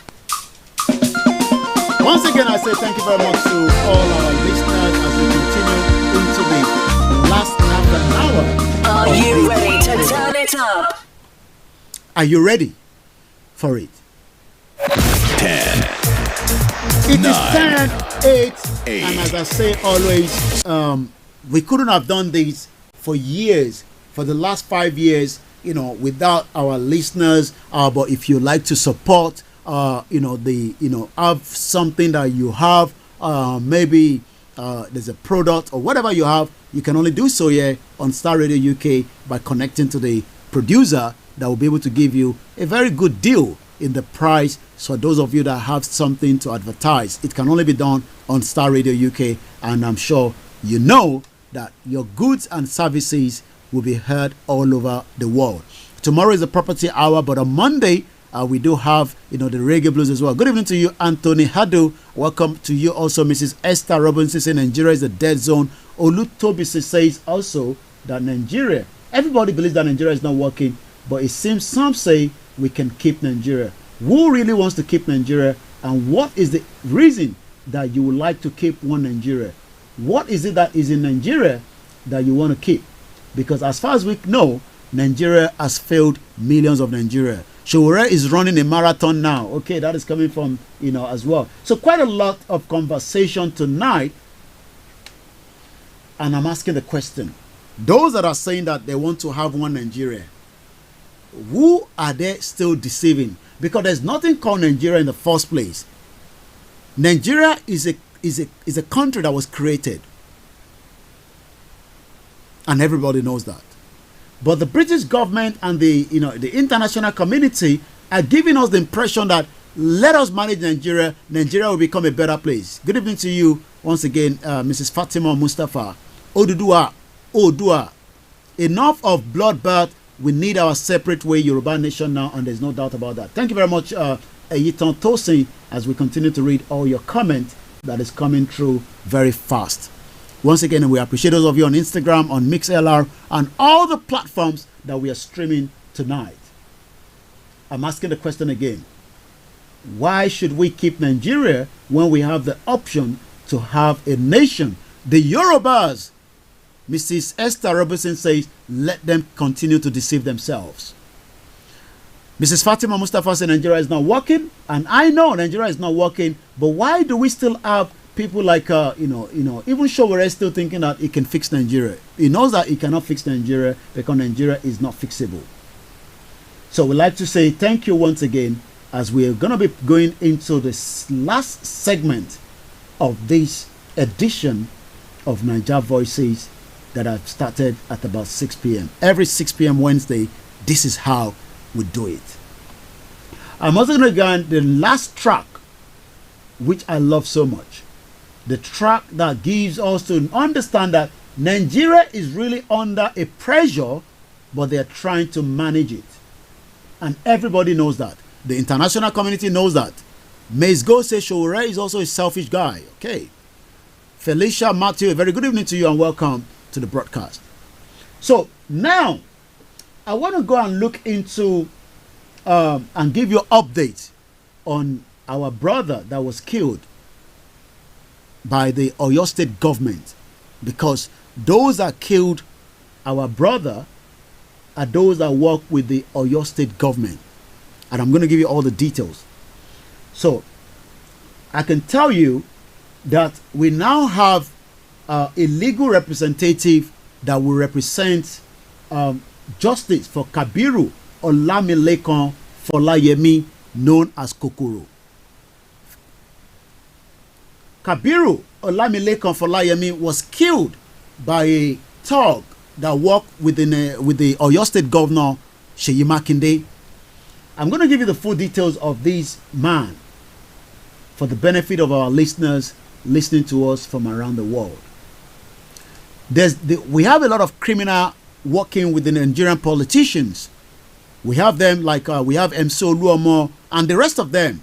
They are all criminals terrorizing and average Nigerians, in whatever capacity, because they are having the support of, again, a criminal government that we have in Nigeria. So, auxiliary is his AKA name. Doesn't mean his full name. But I'm going to get you his full name in just about a few minutes. He was in prison while the former late governor Ajimobi was a governor of Oyo State. But today, we know that this criminal known as and it's not the first time he's killing individuals. I'm looking at the Sahara Reporter of June 18, 2021, and it says here, and I quote, how Governor Makinde Transport Union Chairman Auxiliary and his gang killed my unharmed brother in Ibadan, a businessman. So whatever will be in the studio with us, I can assure you before the end of this month runs out, I'm going to have Showore in the building. So we're going to have him here on Naija Voices so that he can come and tell us his vision for Nigeria and how he wants to solve a Nigeria that we believe that is not working. He was there with me before the election in 2019. He was sitting right there, but this time around, I might have him through the Skype or through any of the network. So this headline that I'm going to share with a lot of you that are listening to us is how Auxiliary killed a businessman in Ibadan in 2021. And they've done the same thing by killing our brother. Good evening to you, Shamsuddin Oladipupo, and welcome as well to each and every one of you that I've not been able to mention your name, but I know you're watching as well. Mrs. Fatima says, all Nigerian politicians are bloodsucker, and I totally agree with you. Thank you very much, those of you watching us from Idiroko. I'd like to say I appreciate you all. So that is the information, if you'd like to read a bit further, of how Auxiliary killed a businessman in Ibadan. But the reason why we are now asking the Commissioner for Police is, what do you do with this man known as Auxiliary? That is not his full name, that is just his AKA name. His full name is Alhaji Lamidi Mukaila.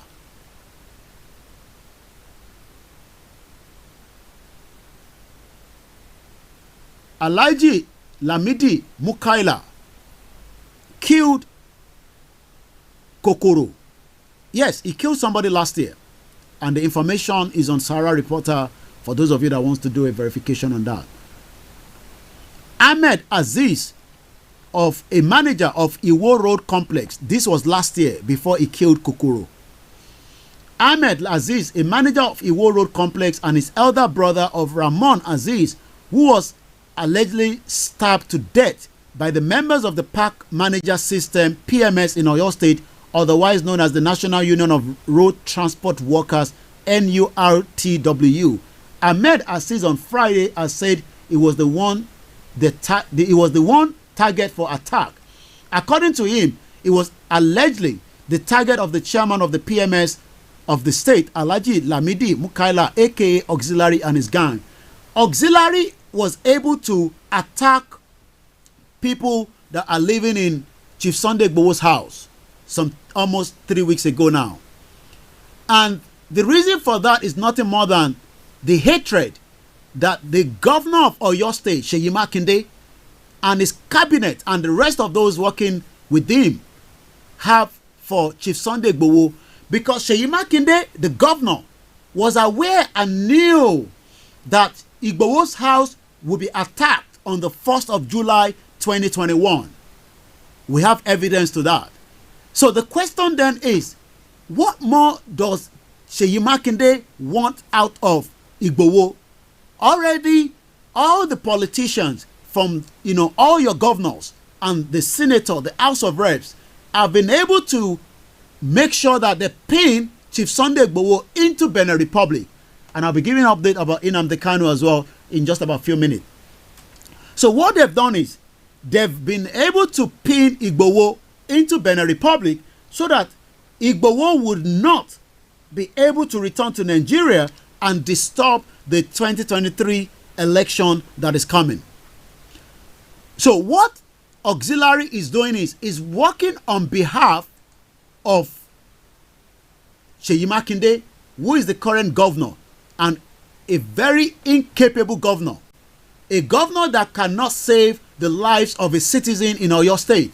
A governor that allowed the Fulanis to go into each of the areas in Oyo State, in Iseyin, that we saw recently where innocent Yorubas were attacked.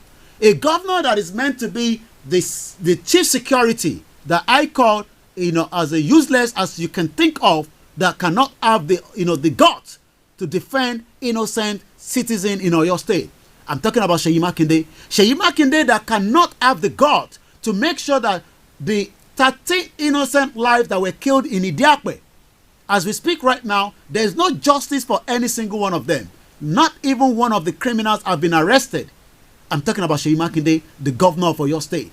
All these governors that are as useless as tissue papers, that are as useless as you can think of, that you would think that they have the love of the people by deceiving innocent Yorubas, by putting on either Awolowo, the late Awolowo cap, or also the glasses of Awolowo. You will expect them to have the same mentality like what the late Chief Obafemi Awolowo was putting. You go to Ibadan as I speak to you right now, and the whole of Oyo State, it is as dark as pitch. The road network is as poor, as bad as anything, but the gullible, innocent Yorubas still believe in them because they believe that things will turn around. Once again, this is Star Radio UK. Broadcasting worldwide online 24/7. Welcome. Joining us for the first time, this is how we do. Welcome. In your car, At work, at home, on your smartphone. We do know that Kabiru Olamilekan was killed by auxiliary Alhaji Lamidi Mukaila that worked for Seyi Makinde in Oyo State. I am not asking the question, is this how the Yorubas want to continue to entrap in a system that you cannot get justice? It's not just in the Yoruba land. The same is happening with the Shiite in the northern part of the country. The same is happening in the Middle Belt. The same is happening to the Hausas that are now living in their millions in IDP camp, but the international community look at them with their color of their skin, because we saw how they've been able to play with the minds of those in Ukraine as we continue to ask the question. Nnamdi Kanu is still much alive. That is what is coming from his legal team after they've been able to have access to him, because the DSS have now become a new government of their own. So what can I tell you? The detained leader of the indigenous people of Biafra and the IPOB, Mazi Nnamdi Kanu, is much alive and still being detained in the facility of the Department of the State Services, DSS, according to his lawyer, Mr. Ifeanyi Ejiofor. That was 72 hours ago. Let me share this video, which you can only hear the soundtrack. This is the reaction of what the Nigerians and other Africans are facing for the racism on them.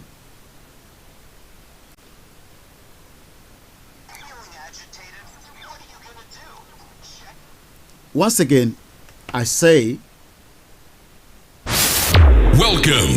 This is Star Radio UK.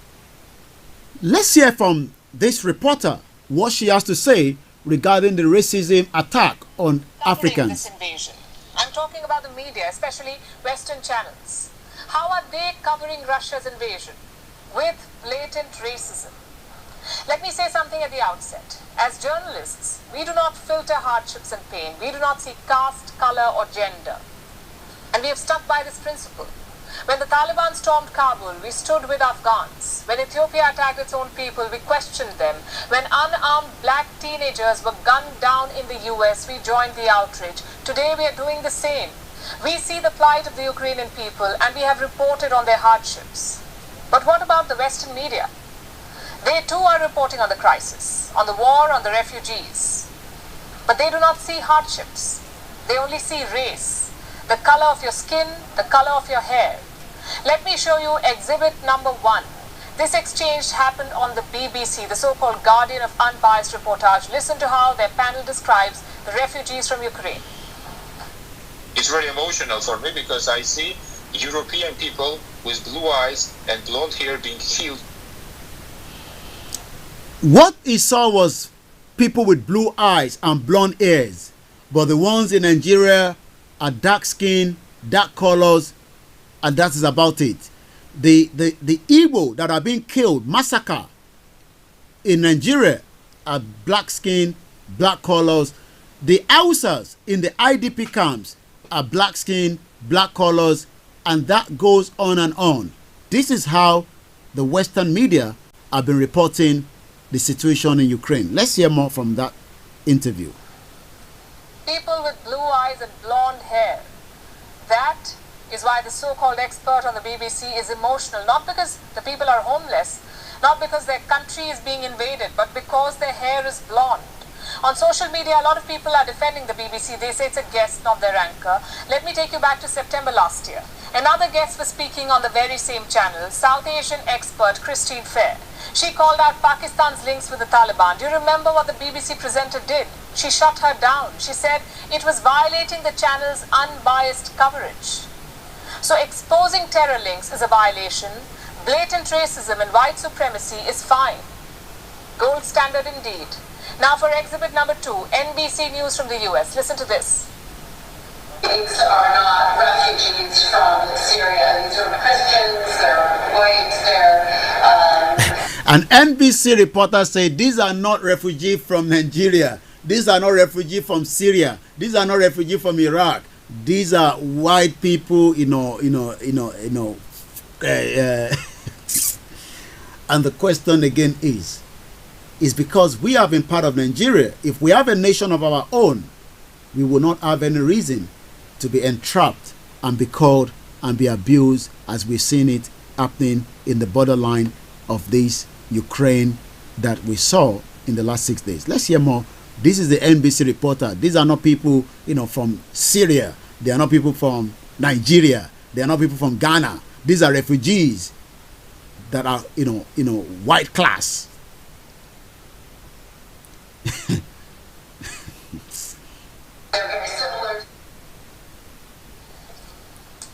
Very similar to us.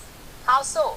Because the Syrian refugees are Muslims, their skin is darker, their hair is not blonde. So Europe... So, again, we don't have blonde hair. Our mothers, our sisters, our women, they got dark hair.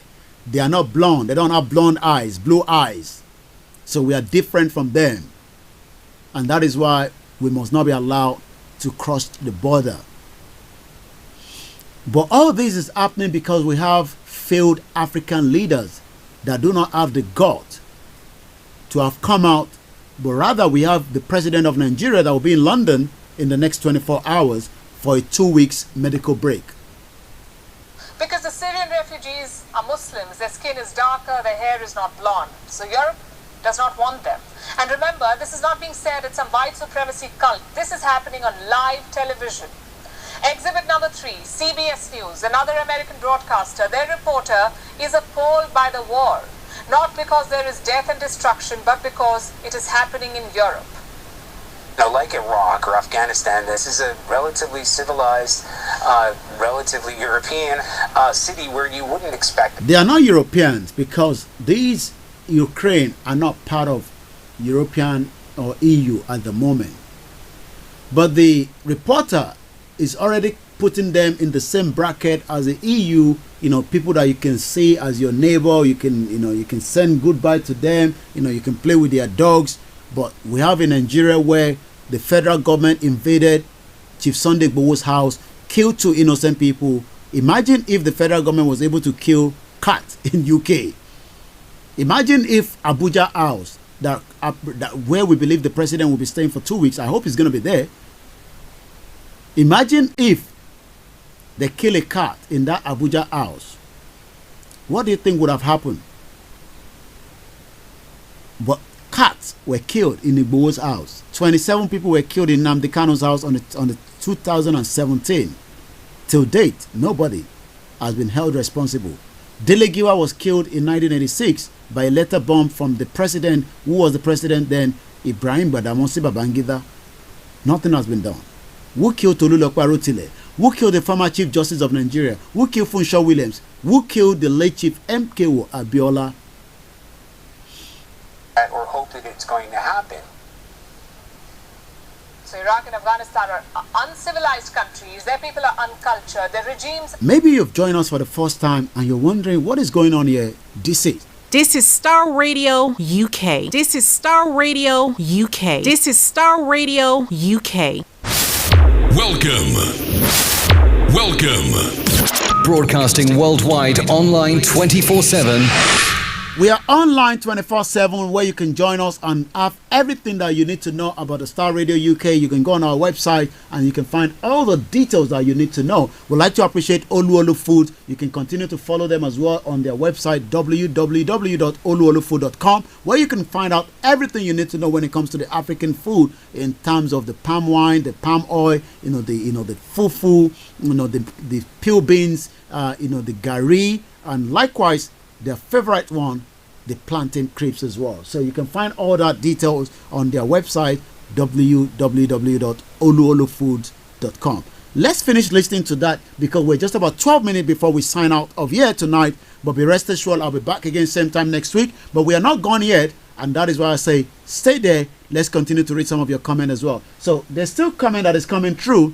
Bishora Daniel says, Israel, how can you help us from this zoo? The only way we can help us is to help each other to continue to tell somebody that the Yorubas are no longer interested to be part of a contraction or a scam, according to Pastor Paul Adefarasin.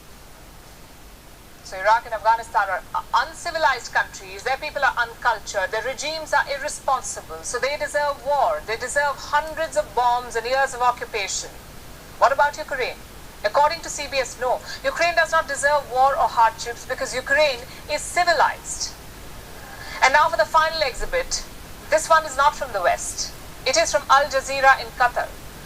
This anchor simply cannot comprehend the idea of European refugees.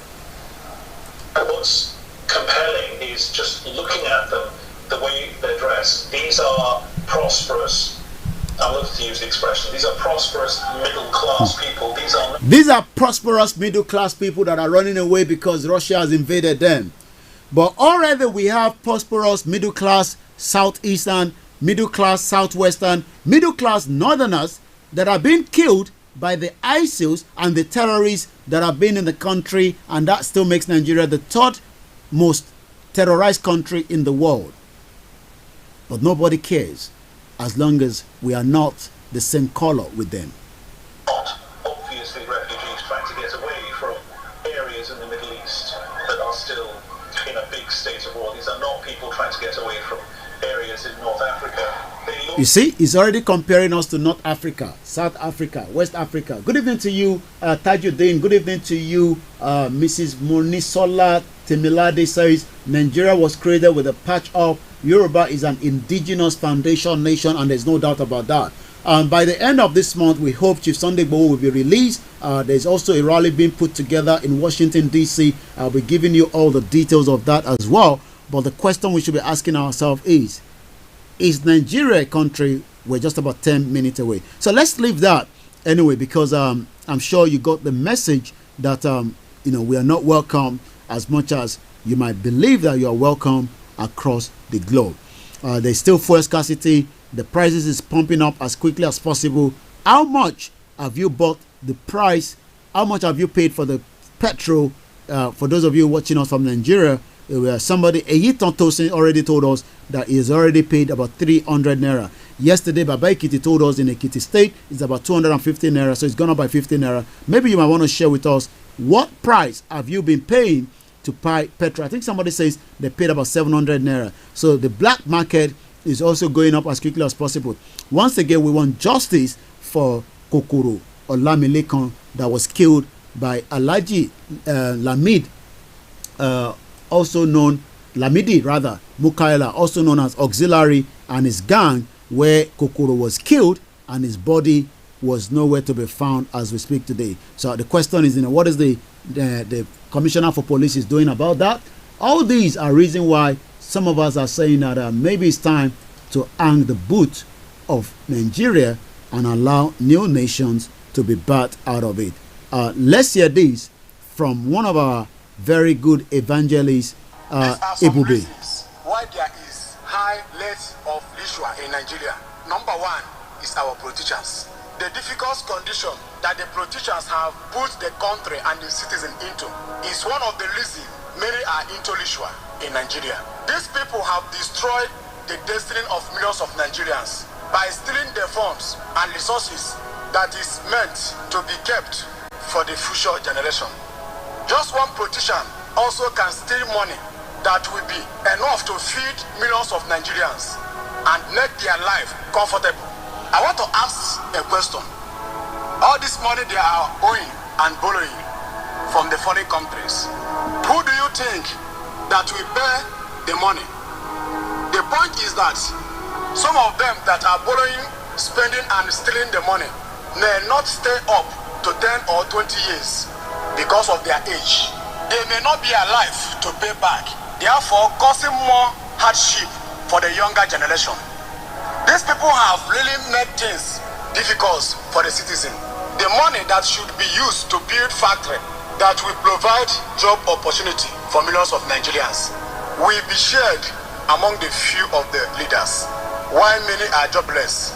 Nigeria is a land full of milk and honey that can be enough. We get that all the time. Nigeria is a country full of milk and honey. But the milk and honey is not flowing through to every Nigerian at home. And that is why some of us have said that it is better that we have a referendum and decide the fate of who wants to be in Nigeria and who doesn't want to be in Nigeria. So as we're going to be moving quickly, let's hear this.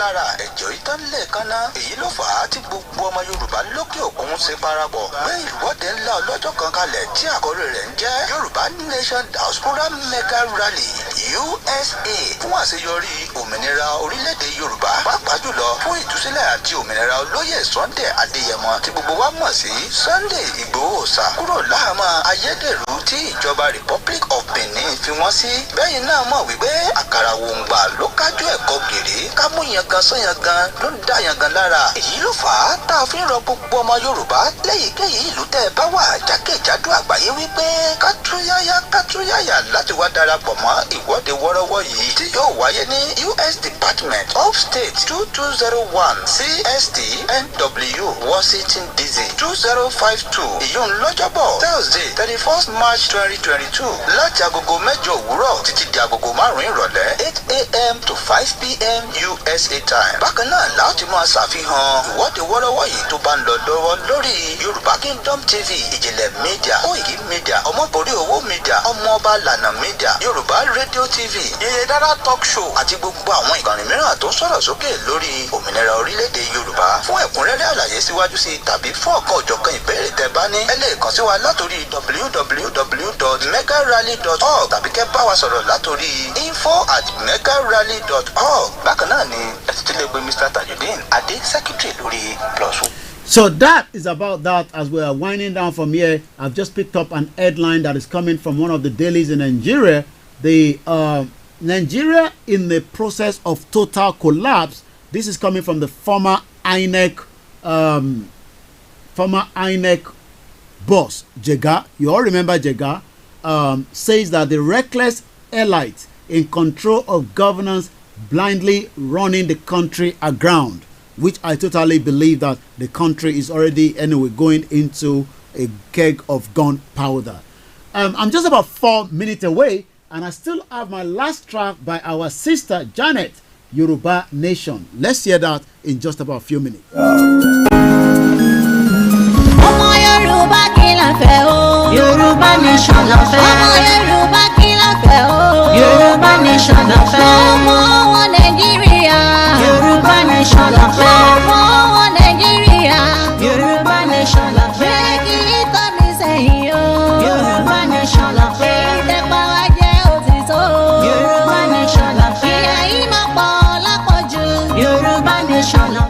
again, as we're winding up from here, this has been... This is Star Radio UK. This is Star Radio UK. Welcome. As I'm going to be leaving you tonight in just about 3 minutes, I would like to appreciate and thanks every one of you, that have stayed tuned with us. Those of you watching us from Turkey, those of you watching us from Burkina Faso, from Ivory Coast, from Benin Republic, from Liberia, from Libya, from Thailand, from New Zealand, Australia, United States of America, Canada, and especially those of you that are watching us from the Yoruba land. I say thank you very much. Thank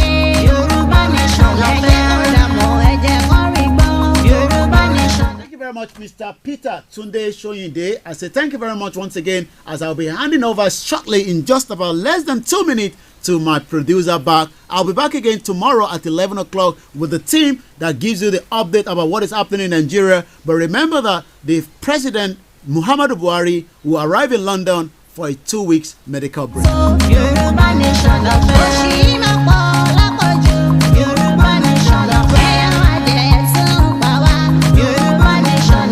would not have been able to do this without all the team that are working behind the scene. But once again, if you've just joined us, this is Broadcasting worldwide, online 24/7. I say thank you once again to each and every one of you. We appreciate you all. You join me on my normal social media handles, as you know, tomorrow again when we continue with the conversation, the awareness about Yoruba Nation, a peaceful movement, a movement that continue to gain expertise, a movement that is also enlightening millions of Yorubas and non-Yorubas about the situation as well. So, and on that note, I'm going to be saying thank you very, very much. From here, I say bye for now.